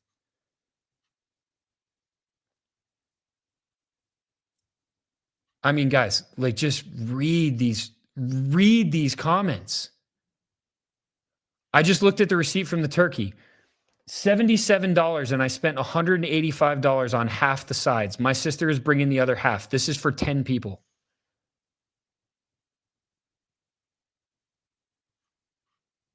Groceries per week are crazy for a family of 5. Like it's insane. Like this is literally, these are the comments that are being left right now. And these are real, like you guys are real. You are Americans. You are the lifeblood of this country. You are the people that this administration and these people are supposed to care about. We are these people. I'm one of you. I'm not filthy rich. I make enough to put food on the table for my family. I know everybody thinks that people like me who have platforms are like filthy rich or whatever. We're not. I'm not. I'm definitely not. And I'm not getting money from foreign countries. So that's for sure not going for me. Right? I have a day job with my business. That's what puts the food on my table. This doesn't put food on my table.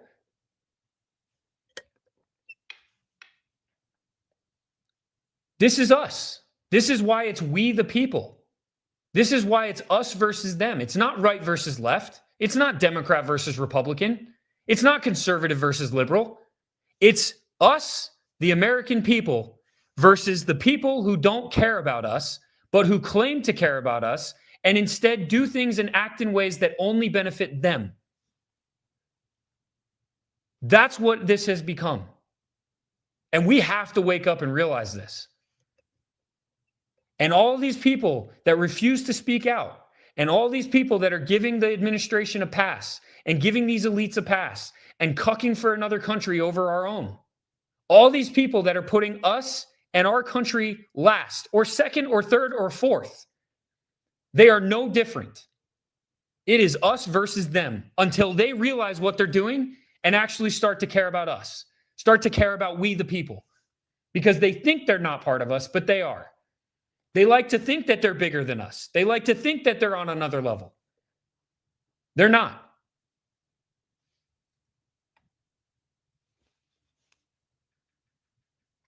I told you guys I had a lot to say tonight.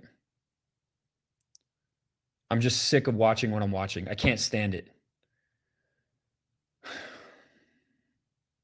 And then none of these people will debate me.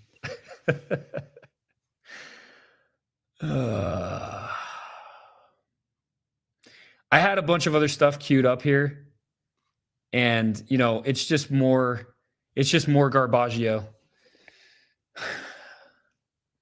But I think ultimately the message that I just really wanted to share with you guys tonight is, please, for the love of all that is holy, if you are listening to someone who is not advocating for you, your family, your friends, your loved ones, and this country, please stop listening to them. And not only stop listening to them, please call them out. Call them out for what they are. Make these people realize that they are the opposition. And then support the people that are not the opposition. Support the people that are being lied about, that we're being manipulated about. The people that are actively campaigning and fighting for us, Americans and America. Fight for them. Follow them. Subscribe to their stuff. Support them. Patriots. The people that have been consistent. Seriously, look at the media personalities and the influencers and the people that have been consistent the whole time, and they've taken the arrows when the arrows were being shot. Go find those people and support those people, because those are the people that actually care about us. Those are the people that are actually trying to make a difference in this country for us, not for anybody else. You know, I talk all the time about how America first is not America only. But damn, they are radicalizing me to a point where we need some America only. I'm not an isolationist, and I will tell you why I'm not an isolationist. And it's really interesting, too, that these people will call all of these America First people isolationists, because it's like none of them are saying we should stop trading with China or stop trading with any of these other countries. Like, none of them are talking about that. They're literally just talking about cutting off aid to the countries that are sucking us dry. But I digress. When I talk about the fact that I'm not an isolationist, the reason why is because it is grounded in a principle that I believe in with all my heart. And that is the principle of the law of the harvest. The principle of the fact that the more we give, the more we receive. I truly believe that. On a spiritual level, on every level, I believe that the more we give, the more we will receive. I live my life after this. And I can't tell you how many times this has been proven true to me in my life. And so because of that, I have to also apply that to our country and to the world in general. And what that means is that in order for us to receive, we also have to be willing to give. I believe that. And that's what makes me not an isolationist. That's what makes me believe that we still have to give. But I'll tell you what, guys, we've given. Okay? We've given. And we've given to a point now where it's too much. And it's time that we start receiving. It's time that we start cleaning our streets up. It's time that we start getting back to having a booming economy. That our people can actually, that our young people can own homes and chase the American dream. That people like me who are building businesses can actually build the business. Can actually get some traction in this economy. That people like you can afford your Thanksgiving dinner. That you don't have to think about what you're putting in your car when you fill your car up with gas. That Americans can stop living paycheck to paycheck. That we can actually have the golden era that we've been promised. That golden era cannot come the more that we give our gold away. We have to have a sense of isolationism at this point. We have to. We have to get to a point where our arms are not broken so that we can lift someone else up off the ground. Because right now our arms are broken, our legs are broken, we are bedridden right now. So we absolutely need some America-only policy for a good while. And there's nothing wrong with that. There's nothing wrong with that. Every other country is allowed to do that. Israel included. I know, they give us intelligence. Yeah, and then they steal our intelligence from us. And then we meet with the people that stole our intelligence from us.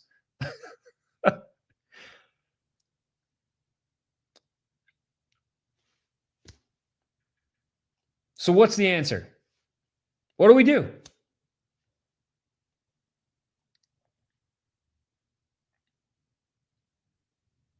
What do we do? I'm asking you guys, what do we do? Because something needs to happen. By the way, once again, guys, I really appreciate you guys all being here. There's 10,000 people on this stream right now. That's incredible. Absolutely incredible. But you know, guys, I do need that clout from Sergeant Shekels. If you know, you know. But for real, guys, thank you so much for the support. Once again, if you're on here, please go subscribe to my YouTube. If you haven't yet, the Ian Wentz Show, please follow me on X. Follow me on Instagram, iWenster. It's iWenster. My handle is that way and everything. And if you want to support me, I don't sell merch, political merch, okay? And I don't just huck products at people. I own a company. I own a company called Official Patriot Gear. We sell patriotic apparel that's actually cool, that isn't just statements on t-shirts that are freaking screen printed or not screen printed, but heat pressed, that are going to rub off. We make quality apparel. This hoodie is one of the new things. I'll show you guys right now. Okay, embroidered right here in Idaho. This brand new hat. Our Black Friday drop is Friday.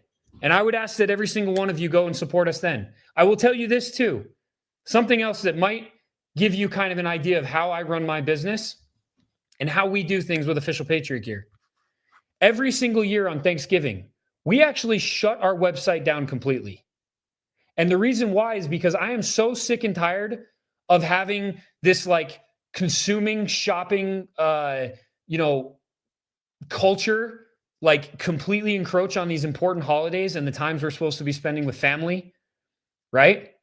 Black Friday has become Black Friday month, and it's stupid. I hate it.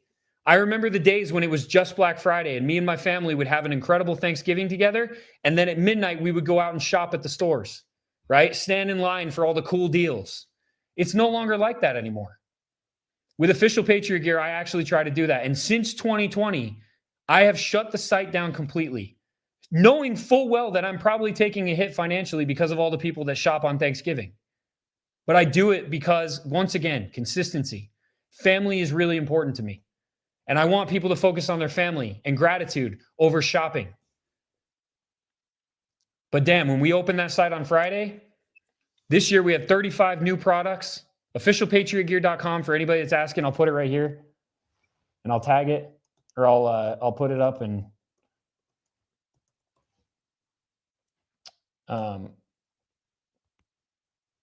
what I meant was I will pin it. Oh, there we go. So there's the site, officialpatriotgear.com, guys. That's how you can support me and my family. That's the best way. And I promise you, we make high quality apparel that means something, that stands for something.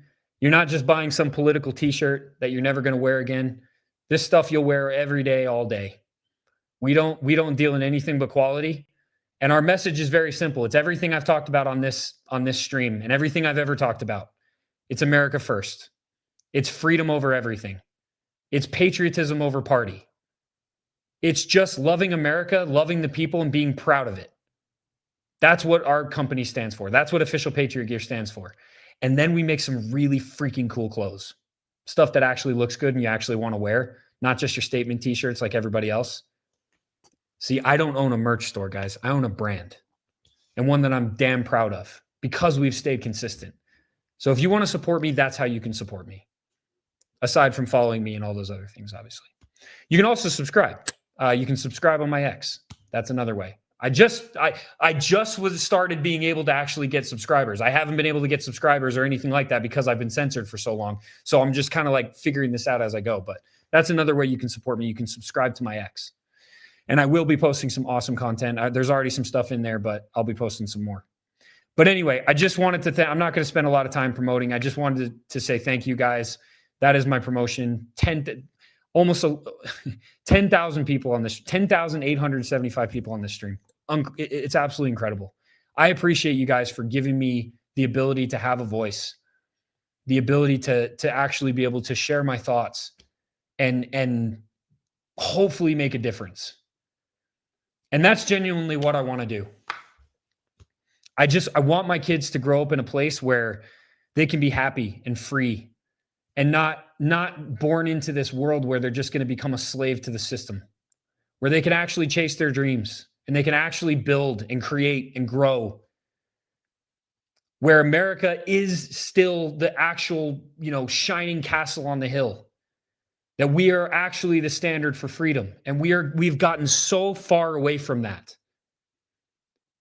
And I've always been this way, but it wasn't until a lot of the other people that started standing up back in between 2016 and 2020, where it got louder and louder and louder because it was necessary.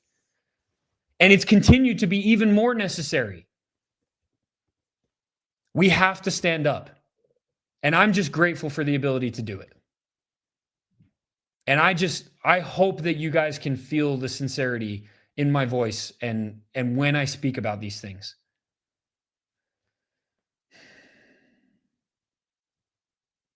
The very reason that I started speaking up in the first place is because I knew that if I didn't, one day I'd have to face my little boy and my little girl and tell them that I didn't. And I can't do that. I will not be the dad that tells their kids that they didn't fight when they knew they needed to and they knew they were called to fight. I won't be that dad. I will not. That's why I fight. I fight for my family. No offense. I fight for you guys too, but my family comes first, right? That's how it should be. America first, family first. Kind of coincides, no? Anyway, let me jump into some of these comments. I know that there's a ton of them, so I'm not going to be able to scroll. Let's just do a quick Q&A, and then I'm going to call the night. And again, dude, I just appreciate you guys. I appreciate you guys so much. Drop some questions in the comments, and I'll try to answer as many as I can.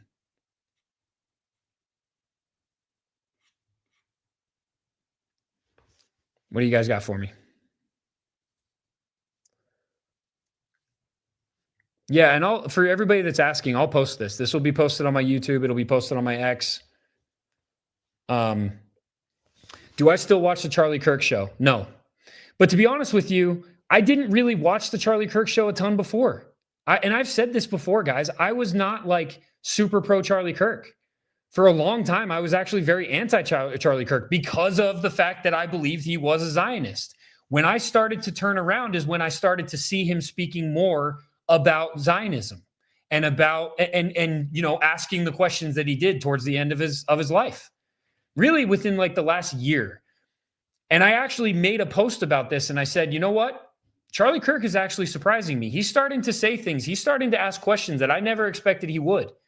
And that's when I started to kind of turn more towards being favorable of Charlie Kirk. And then I'll be honest with you guys, where it really solidified it for me was the night of the election. When I watched his reaction after Trump was elected, I saw genuine triumph. I saw a genuine reaction of hard work paying off, and I respected the hell out of it. Even though, and you know, the thing is, at the time, I also voted for Trump. And so I was also on this whole train of believing that he was going to change things. And it was a good time. It was a great time. And I respected the hell out of Charlie for that. And because of that, I supported him a lot. I even went to a Turning Point event. That's where I got my insiders. We did a sponsorship for Official Patriot Gear at a Turning Point event, even though I hated Turning Point. The golden statue of Trump and all that garbage, like I can't do it. But because of Charlie, because of that genuine reaction that I saw the night of the election, I decided I was going to support Turning Point and we were going to be a sponsor. And we did 1 year. And so to answer your question, do I still watch? No. I will watch the episodes every once in a while that pop up that are continuing to lead me to believe that there's more going on in that organization that we're being told. But I don't watch it for entertainment purposes or education purposes in any way, shape, or form. I think it's just become another propaganda machine. I mean, guys, if you watch, you know what? I brought this. Let me bring this up real quick. Watch this. TikTok so powerful. It's a place where every post can turn into a conversation, and every conversation can make a difference. Check out TikTok. More with Scott Jennings, I hope, on the other side of the break.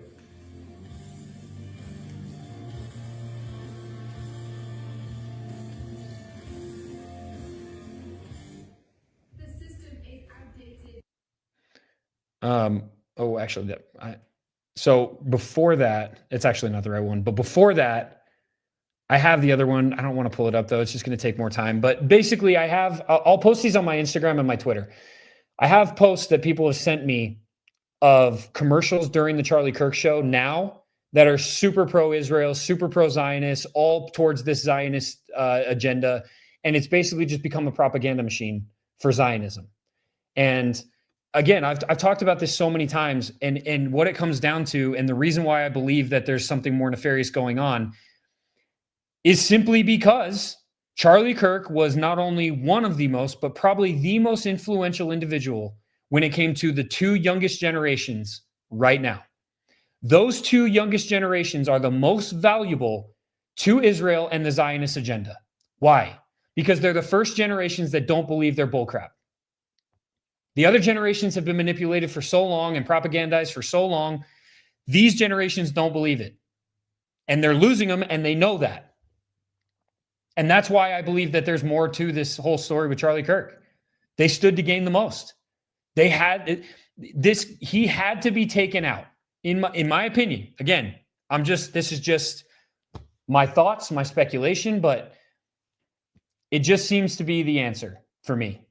It took him out because he was the most influential to those generations. And imagine what would have happened if all of a sudden he started speaking out against this to the two youngest and most valuable generations. But now you watch Turning Point or you watch Charlie Kirk show, and it's riddled with pro-Israel, pro-Zionist ads. Call it what you want. Let's move on to the next one. Man, I can't keep up with all these guys. Let's see here.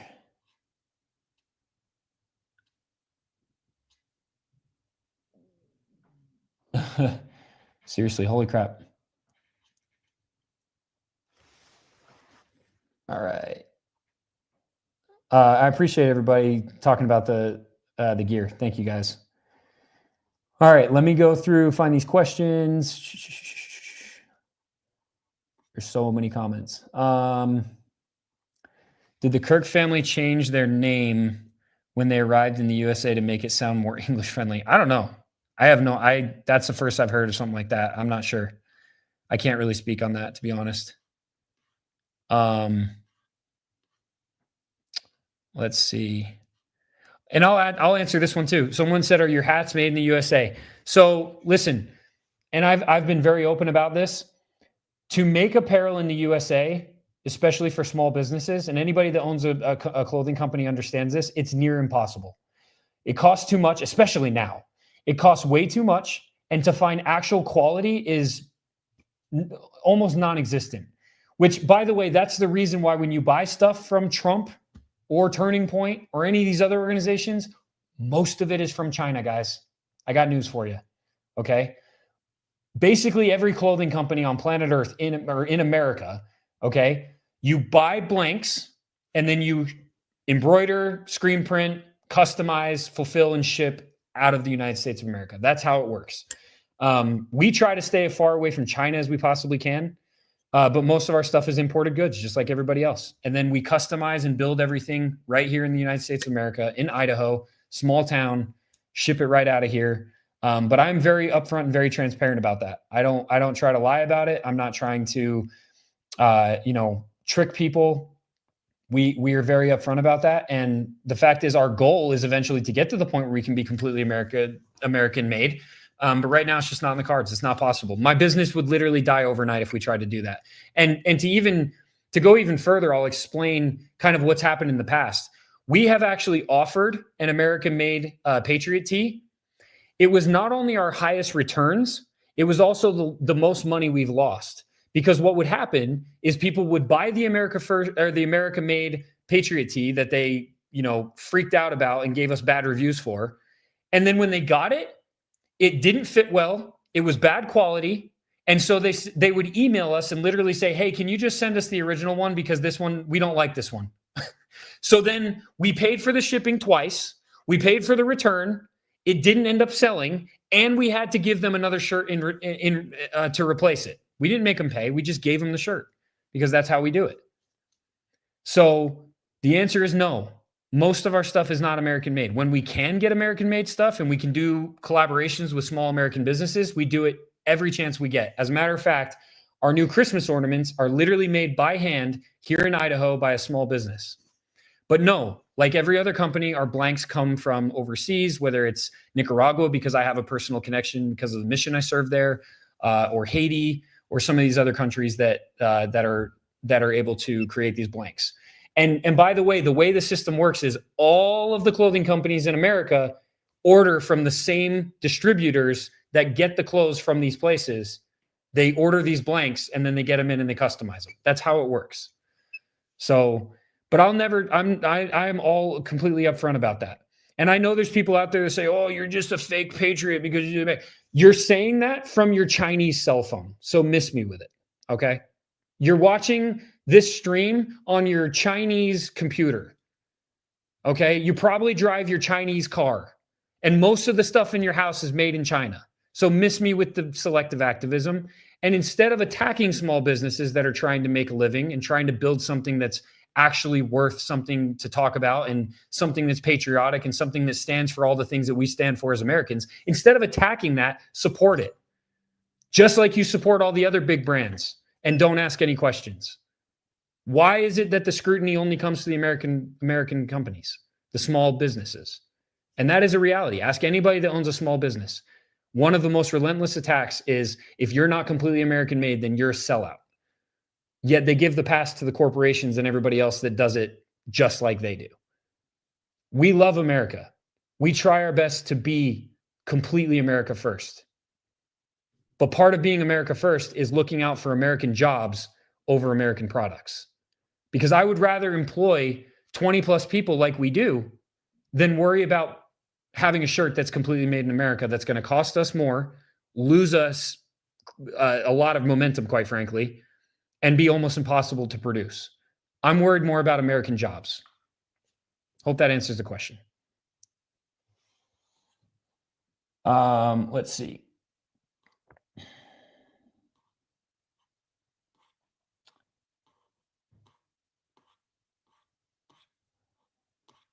I'm just going through these questions. This comment's awesome. I'm freaking pinning this comment. Ian, can you stream 30 minutes more? I just drank my Red Bull. Oh man, I can't promise 30 minutes more, dude. I'll try, but that is actually hilarious. What a goat comment. Oh man, you guys are awesome. 12,000 people on this stream. Unreal. 12,600 people. Crazy. Think about that for a minute. Just think about that for a minute. 12,000 people. What does that look like physically? Here's another thing while I'm looking for questions that I just want to mention. Okay, this actually goes perfectly with this comment. You inspire me to speak up about the corruption in my state. Listen, so many people look at their like digital following as just that, as a digital following, right? So, someone will get on their Instagram story, for example, and they'll make a story post, and maybe it only gets seen by 10 people. Maybe it gets seen by 100 people. Maybe it gets seen by 50 people, whatever. I want you guys to realize something. Those are people. Okay, so let's pretend that you're the person that gets 100 views on your story, right? What does it look like when you put 100 people in a room? Just picture that for a minute. Picture you standing in front of a room with 100 people in front of you. Now, some of them might be eating. Some of them might be talking to the person next to them. Some of them might not be paying attention, right? That kind of gives you the metaphorical idea of some people might not be like completely looking at your story and like all in on your story. But let's just say 50 or 60 of those people are completely dialed in and watching you and listening to you and learning from you. That's 50 people, guys. Now let's just pretend that you're someone that has a massive following. Let's say someone watching this right now, let's say you get 10,000 views per story. Let's say 6,000 of them are actually paying attention to what you have to say. Imagine if we had that understanding and we took that into every single time we make a piece of content, which, by the way, that's what I try to do. So I'm looking at this and I'm thinking 12,800 eyes. If I can say something that sparks something in 2,000 of these people, in 100 of these people, imagine the ripple effect that could have. And that's the power of influence. And that's the power of social media nowadays. And so few people actually look at it that way. But I want you guys to do that. So for the people that are saying you've inspired me to speak up, great. Now go speak up. And speak up whether you're speaking to 10 people or 50 people or 100 people or 1,000 people or 10,000 people. They're still people. And you can make a difference. All of us start in the same place, right? I started at 0. Everybody does. You got to start somewhere. But the important thing is just start. When will I do another live? I don't know. Probably after the Black Friday craziness, because it's like all hands on deck starting tomorrow. Met you at the summit in Texas. You're the real deal. I appreciate it. Thank you. I really appreciate you. Thank you. What do you make of the death? So I talked about this one, guys. The death threats. If you got in here late, just go watch the stream again. I talked about Nick Fuentes.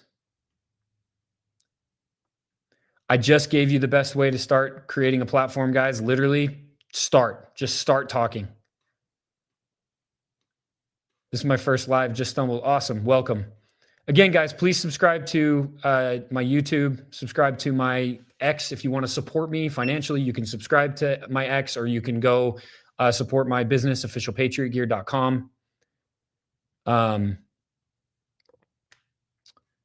Let's see what else we got here. Will I be going live on a regular?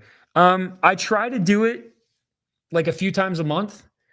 I'm open to doing it more. It's just, again, guys, like this is not all I do. I own a business. I own multiple businesses. I am working with multiple different organizations, and it's just a lot. So like, I don't get a chance to do this as much because honestly, right now is usually the time that I have to spend with my wife.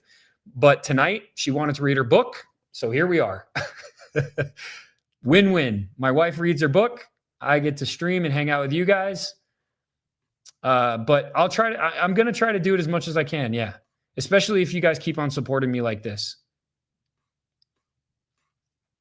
Let's see.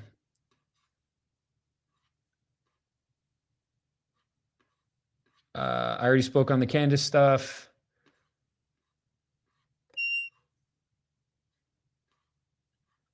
I did see the stuff about Turning Point and the money laundering. I don't know if it's been completely confirmed yet, but all right, I'm going to scroll to the bottom and try to catch up with what you guys are saying.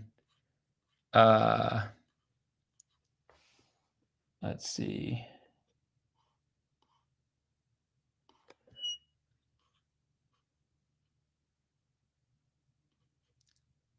Yeah, I mean, someone's talking about the Ted Nugent stuff. Like, yeah. And here's the thing. Again, I'm not just saying this because of me, guys. If you are supporting somebody who genuinely cares about America and you know they genuinely care about America and they're not just like hucking merch to huck merch, support them and understand that every single one of us have the goal to eventually be completely American made. All of us want that. Okay. But to give you perspective, the companies that are completely American made, I literally think there's like 2 or 3 total in the apparel space, and they had millions of dollars of funding, millions of dollars to be able to do that. That's how much it costs. And so companies like ours have to make a decision. Do we lay off the people that we hire to be able to pay for the clothing that's so much more expensive? Or do we focus more on American jobs? And that's always going to be my focus.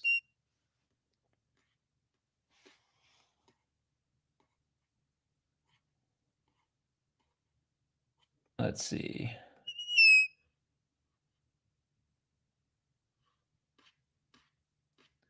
All right, I'm going to scroll to the bottom because there are a ton of comments. Holy crap.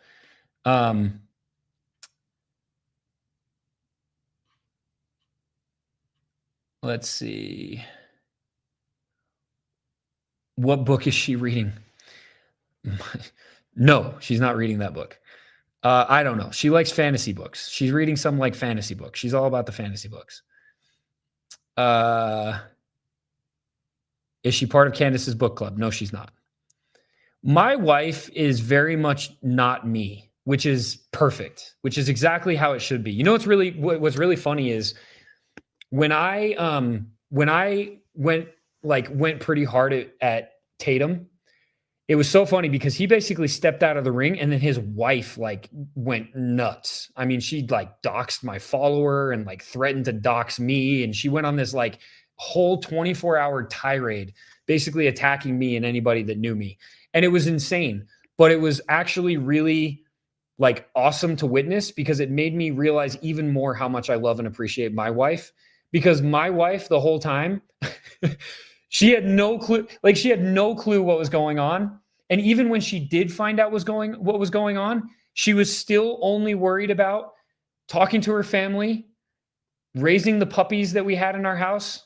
Like we just raised a bunch of puppies and gave them to new homes, and like not a care in the world, and definitely no desire to get involved in any kind of drama or like be a part of the nastiness of the world. Like she's so far removed from that stuff. She just doesn't care. She definitely has her own opinions and she definitely expresses them, but she's not about it. Like she's just so content with raising our kids, being an amazing mom and amazing wife, and doing her best to be a good person. And she's such a good person. And, you know, I take the arrows and I let the nastiness come to me so that she and my kids don't have to. So, and I'm not saying that because Candace Book Club is nasty or whatever, but like she's just what I'm getting at is that's not what she's about. That's not what she's about. She loves Candace. I mean, she watches Candace stuff and she'll send it to me too, but like she's not she would much rather read a book about freaking fantasy and elves and who knows what else.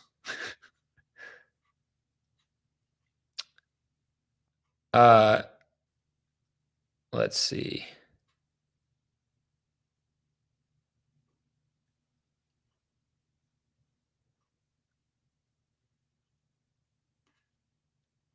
When will I don't know when I'll go live again, guys. I'm just going to kind of announce it as I go. Yeah, the profit versus proceeds. Yeah. It is what it is. I dropped the mic on that one, and that's it. Let the chips fall where they may. By the way, I haven't heard anything about a donation still. And you know what's really interesting? I got to say this. I got to say it.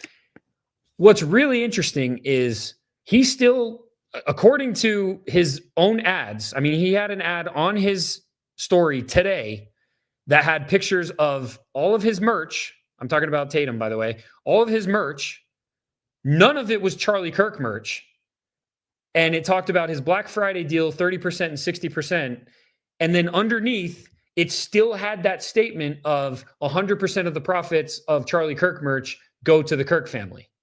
So my question is, why would you add that statement to a obvious ad for your merch if the Charlie Kirk merch isn't there, other than the fact that you just clearly want to use his name and his legacy to sell your own merch?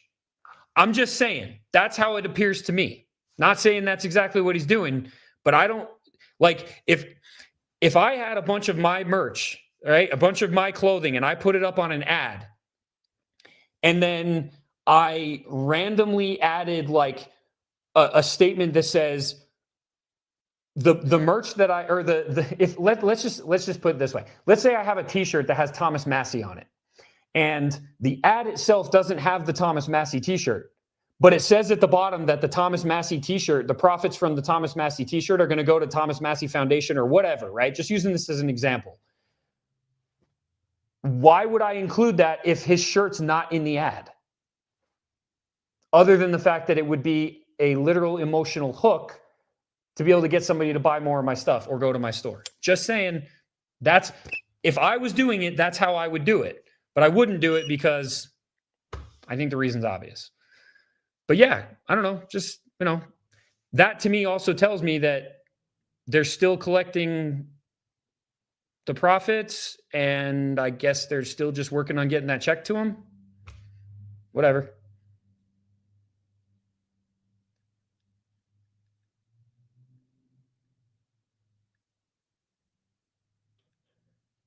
All right.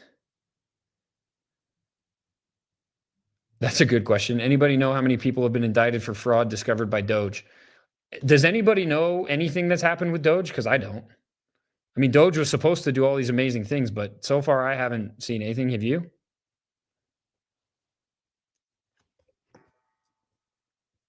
Let's see.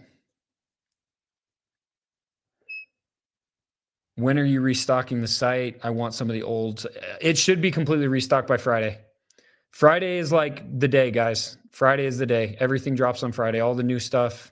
We should have a huge restock.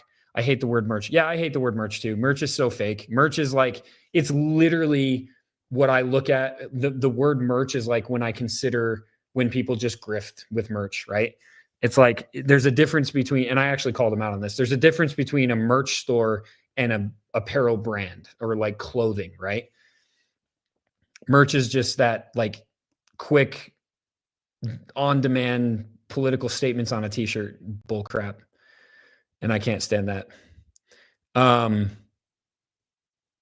Let's see. Let's do a few other questions. What other questions you guys have?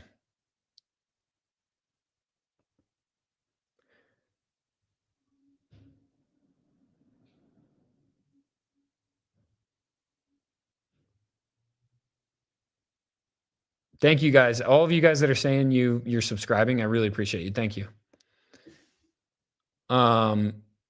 Okay, I am going to go to the bottom again. So if you have any questions, throw them in here.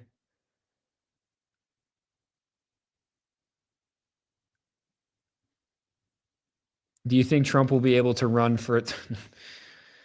Listen, if Trump runs for a third term, we got some serious issues. And what's really funny is that all those people, I guarantee you that all those people that continue to give him a pass would actually be all for it. They would be all about it, which is like literally, quite frankly, completely against our Constitution. It would be the most unconstitutional thing that he could possibly do. But I don't think that's what's happening. I know what you guys are getting from that. It's the whole like Trump 2028 idea. I think that that's just him trolling everybody and also possibly alluding to the fact that someone else, one of the other Trumps, is going to run. That's my opinion. I don't know. But if he ran for a third term, you got some serious issues. Like we think we have issues now. There would be some major issues if he ran for a third term.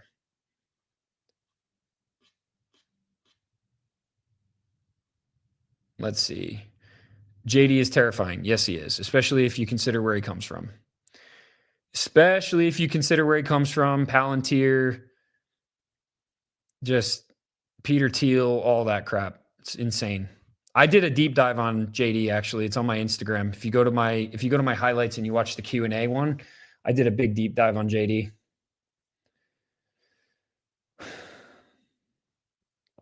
Let's see. I looked up what Doge. So what has Doge actually done? Somebody said I looked up what Doge has actually done. Sorry, Red Bull dude. I'm going to take off your comment, even though that was a freaking amazing comment. Tell us what Doge has actually done. I'm curious. I heard Marjorie Taylor Greene is going to run. I doubt it. I will tell you one thing though that has been a weird conversation as of late is a Kirk Vance ticket. Not fake. Not fake. Look it up. I promise they've been talking about it. The pastors specifically have mentioned it multiple times, including Mikey.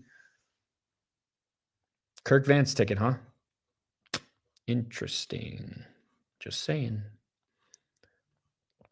Who would I vote for if I had to choose today? Thomas Massie. Not even a question. Thomas Massie. I would vote for Thomas Massie.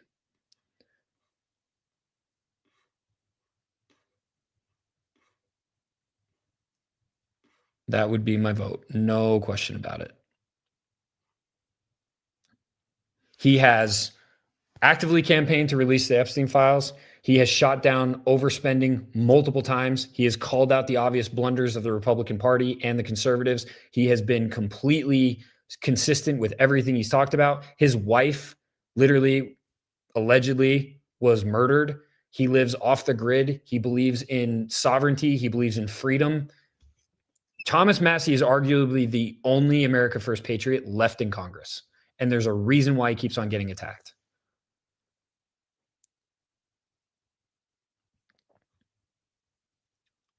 What else we got? Do you think Erica will hyphen? No, that's not what I was talking about. Erica's not going to hyphenate her name. I was just saying that there's been chatter about there being a presidential ticket, Kirk and Vance, or Vance and Kirk. In other words, meaning either Erica Kirk is running for president and JD is vice, or vice versa. Carlson Owens, no. And I'll tell you why. Some people can do far more damage in the private sector than they can as president. I mean, that's just the reality. Like, I don't think Candace could be doing nearly as much damage if she was an actual government official versus being a media personality and being a private citizen. I don't think it's possible. I think people have the ability to make a far bigger impact nowadays in the private sector than they do being an actual part of the government. So no, I don't think Candace, I don't think same thing with Tucker Carlson. I don't think a Carlson Owens ticket would be a good one at all. Massie MTG, maybe. I like Marjorie, but again, I've said it a couple times. Like, she definitely has some ideas that are a little kooky and a little out there for me. So I'm not totally sold on a Massie MTG ticket either, but I would definitely vote for Massie.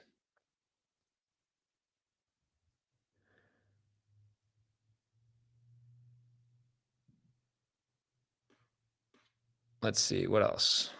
What else we got?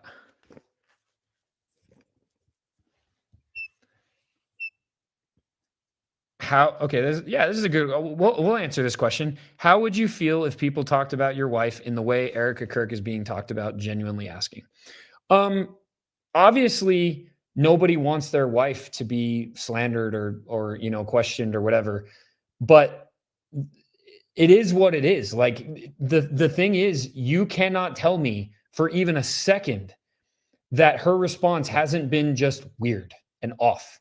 And by the way, I was one of the first that made the comment about the fact that I literally, one of my tweets went absolutely viral. And it was something to the effect of, if I was assassinated in front of 3,000 people, I would hope that my wife would take longer than a few days to like start getting to work on my business and showing up on podcasts. And I still stand by that. And by the way, my wife agrees with it too. Like she herself told me if it happened, she would fall off the face of the earth. Like she's not going on a podcast tour. She's not going in front of the public. Even if I had that platform, because I know that the argument is, well, they were much bigger and they had a huge platform and they were in the public eye and blah, blah, blah. And so it's required. No, it's not. No, it's not. So yeah, I mean, it is what it is. I wouldn't want people to slander her or judge her, but like, also I know that she wouldn't be doing what Erica's doing. So whatever. And whether or not Erica's sincere or not, like, I'm not here to say that. I don't know. I don't know who she is or what she stands for. All I'm saying is, from the outside, and I'm allowed to say this is my freedom. It's weird. It is. Her actions, her demeanor, her behavior has been weird. From the very first time she spoke, I felt weird about it. Okay. Take that for what it's worth. You know, the whispering and the very theatrical speaking, like I've said this before. I've never heard her give a speech before, so I don't know if that's just kind of par for the course for Erica. But straight up, it just felt weird to me, okay? And I'm allowed to say that. And I know that I speak for a lot of other people. And I will also say this. You are allowed to say that, okay? And all the people that are trying to silence anybody that expresses their feelings or their opinions about this situation with Erica Kirk, what is being done is religion and faith are being weaponized in order to say, she's a woman of faith. You're not allowed to say those things. You're not allowed to have those opinions. What are you talking about? You're absolutely allowed to have those opinions. I don't care what your faith says. I don't care if you believe that she's just strong in her faith and that she's just finding strength in God. I don't freaking care if that's what you believe. That's great. Believe that. But don't you dare tell me or anybody else that we can't have an opinion or we can't say what we want to say just because you believe something. Freedom doesn't end where your religious beliefs and faith begin. Period.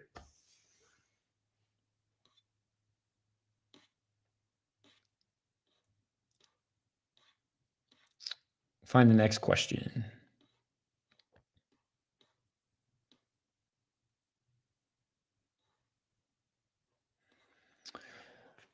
I do like Mike Benz. I like Mike Benz for a lot of reasons. I do have questions about him too, though. I mean, same questions that I have of like a Sean Ryan. I don't know. It's just kind of crazy that they're able to share the things that they do and like put out the intelligence that they do on such a massive platform, but like anywhere else, it's not allowed. And it's like, and it's attacked relentlessly. Like it is kind of weird. I don't know, but just saying.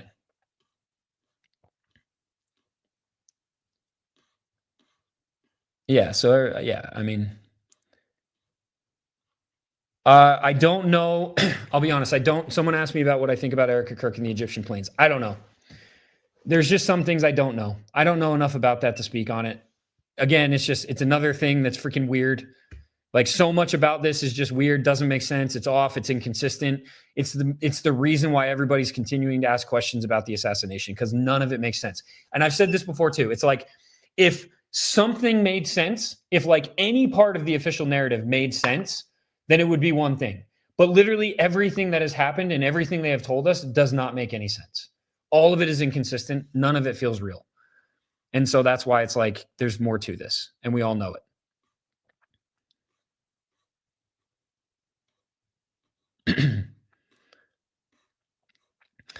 Someone said, why are you not acknowledging the MK Ultra element that could be to this?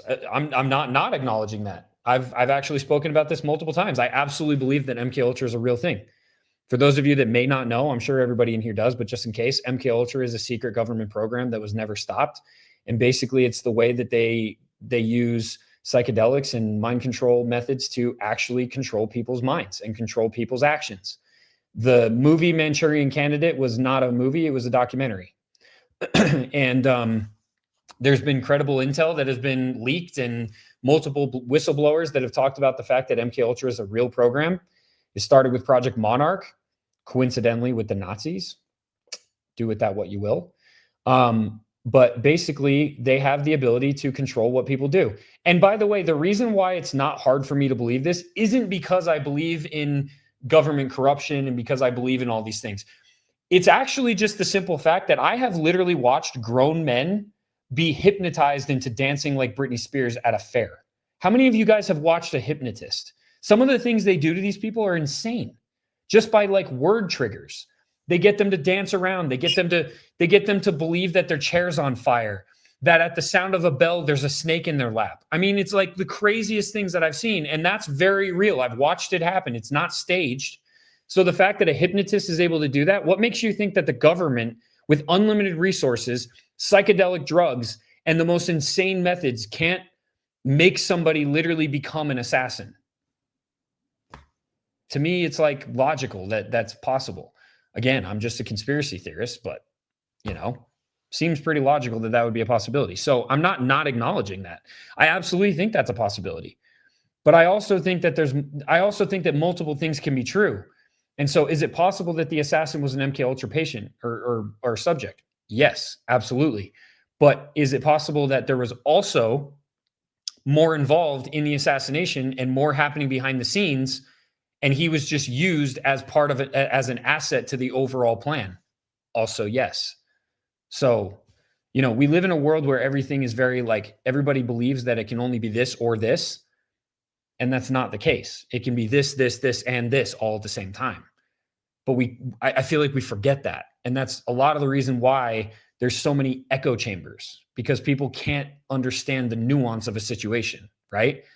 And it's the same thing as like, oh, if you share something from Nick Fuentes, then you obviously are a woman hater.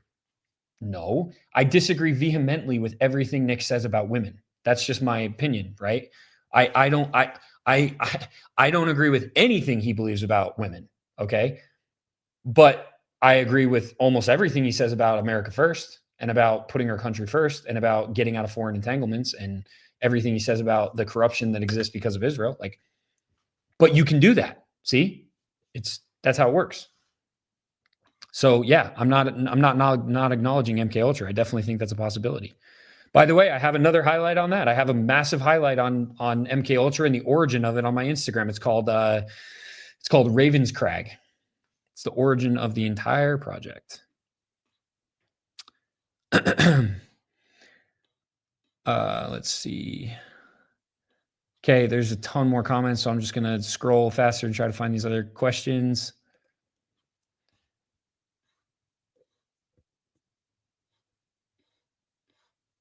Let's see.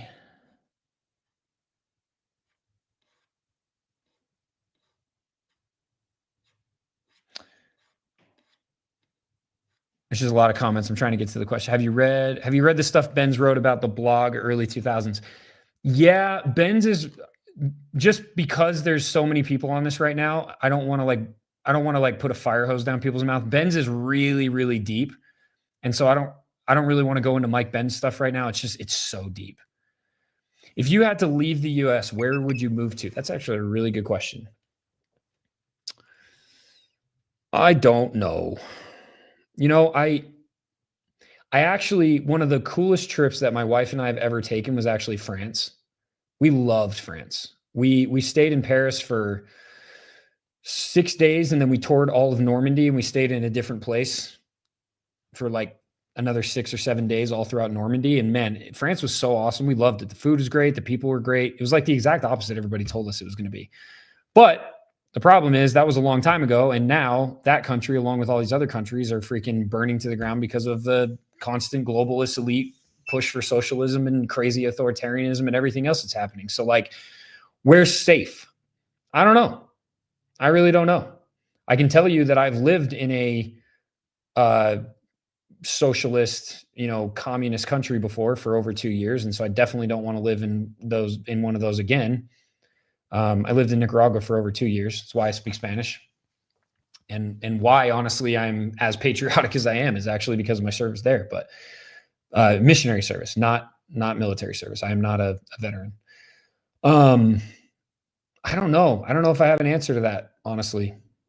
Right now, the whole world is kind of on fire. I guess wherever's not on fire and pushing towards a globalist agenda, which I'd have to look into. Quite frankly, I've never thought about it. I've never thought about leaving America.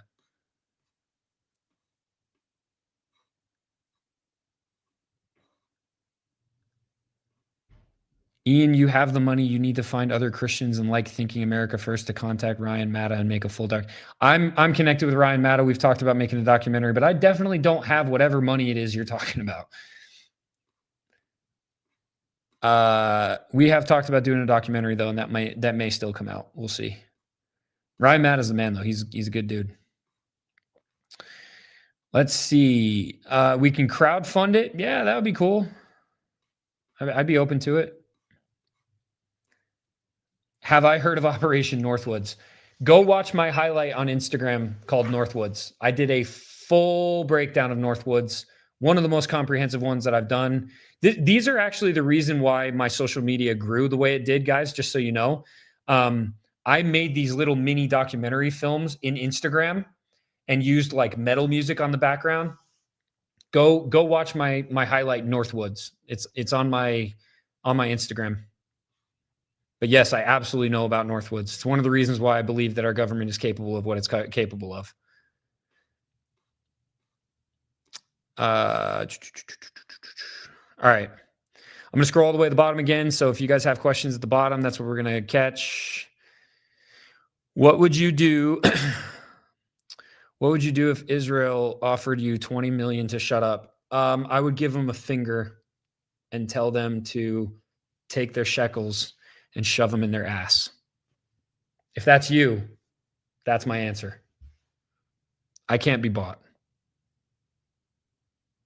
Like, I would literally imagine the life that you would have to lead of just constantly lying to yourself, knowing that you completely sold out and sold your soul to an evil entity, basically. Like you would literally, I mean, I can't even imagine that existence. I can't even imagine every single day waking up knowing that that's who I became for money. I mean, like, I literally, I can't imagine it. That's why I can't understand these people that do it.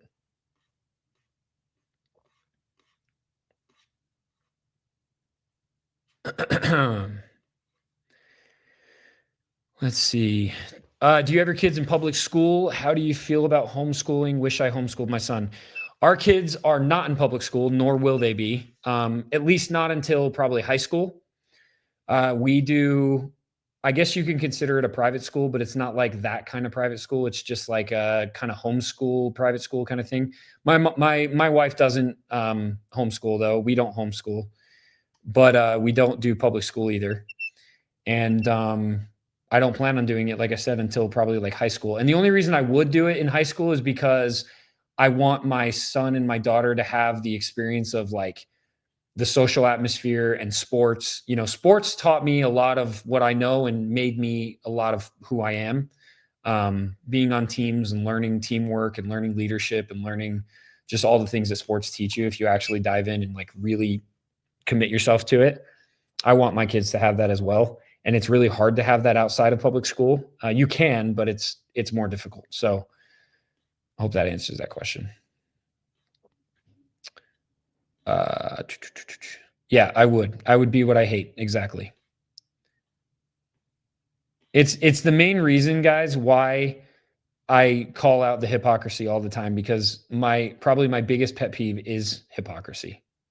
It's literally hypocrisy.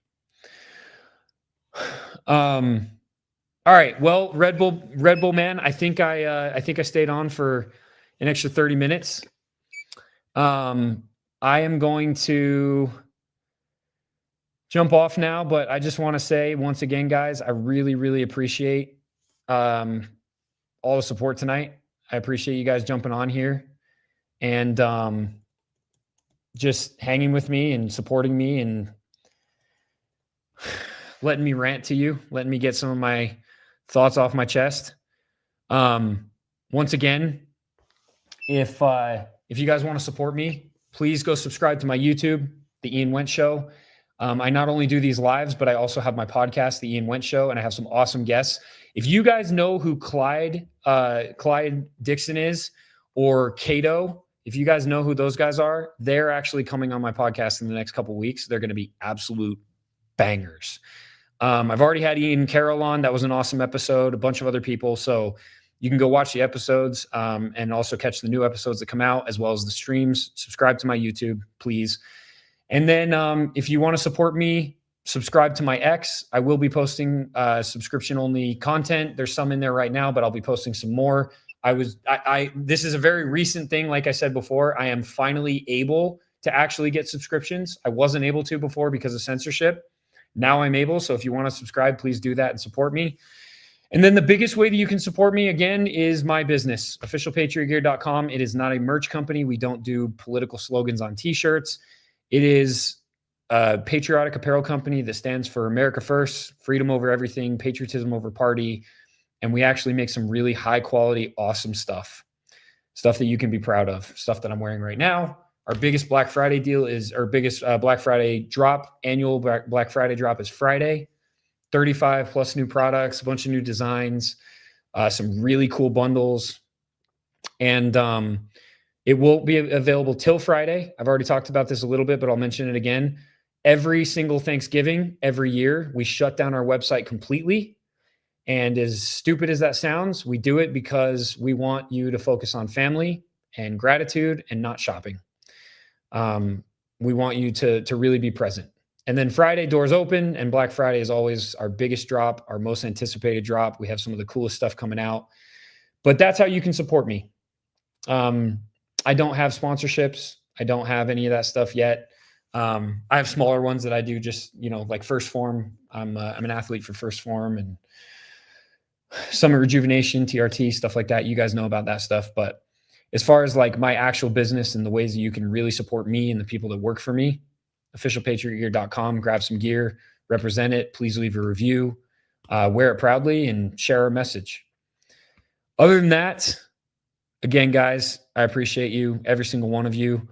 We are ending with almost 17,000 people on this stream. That is insane, but also incredible.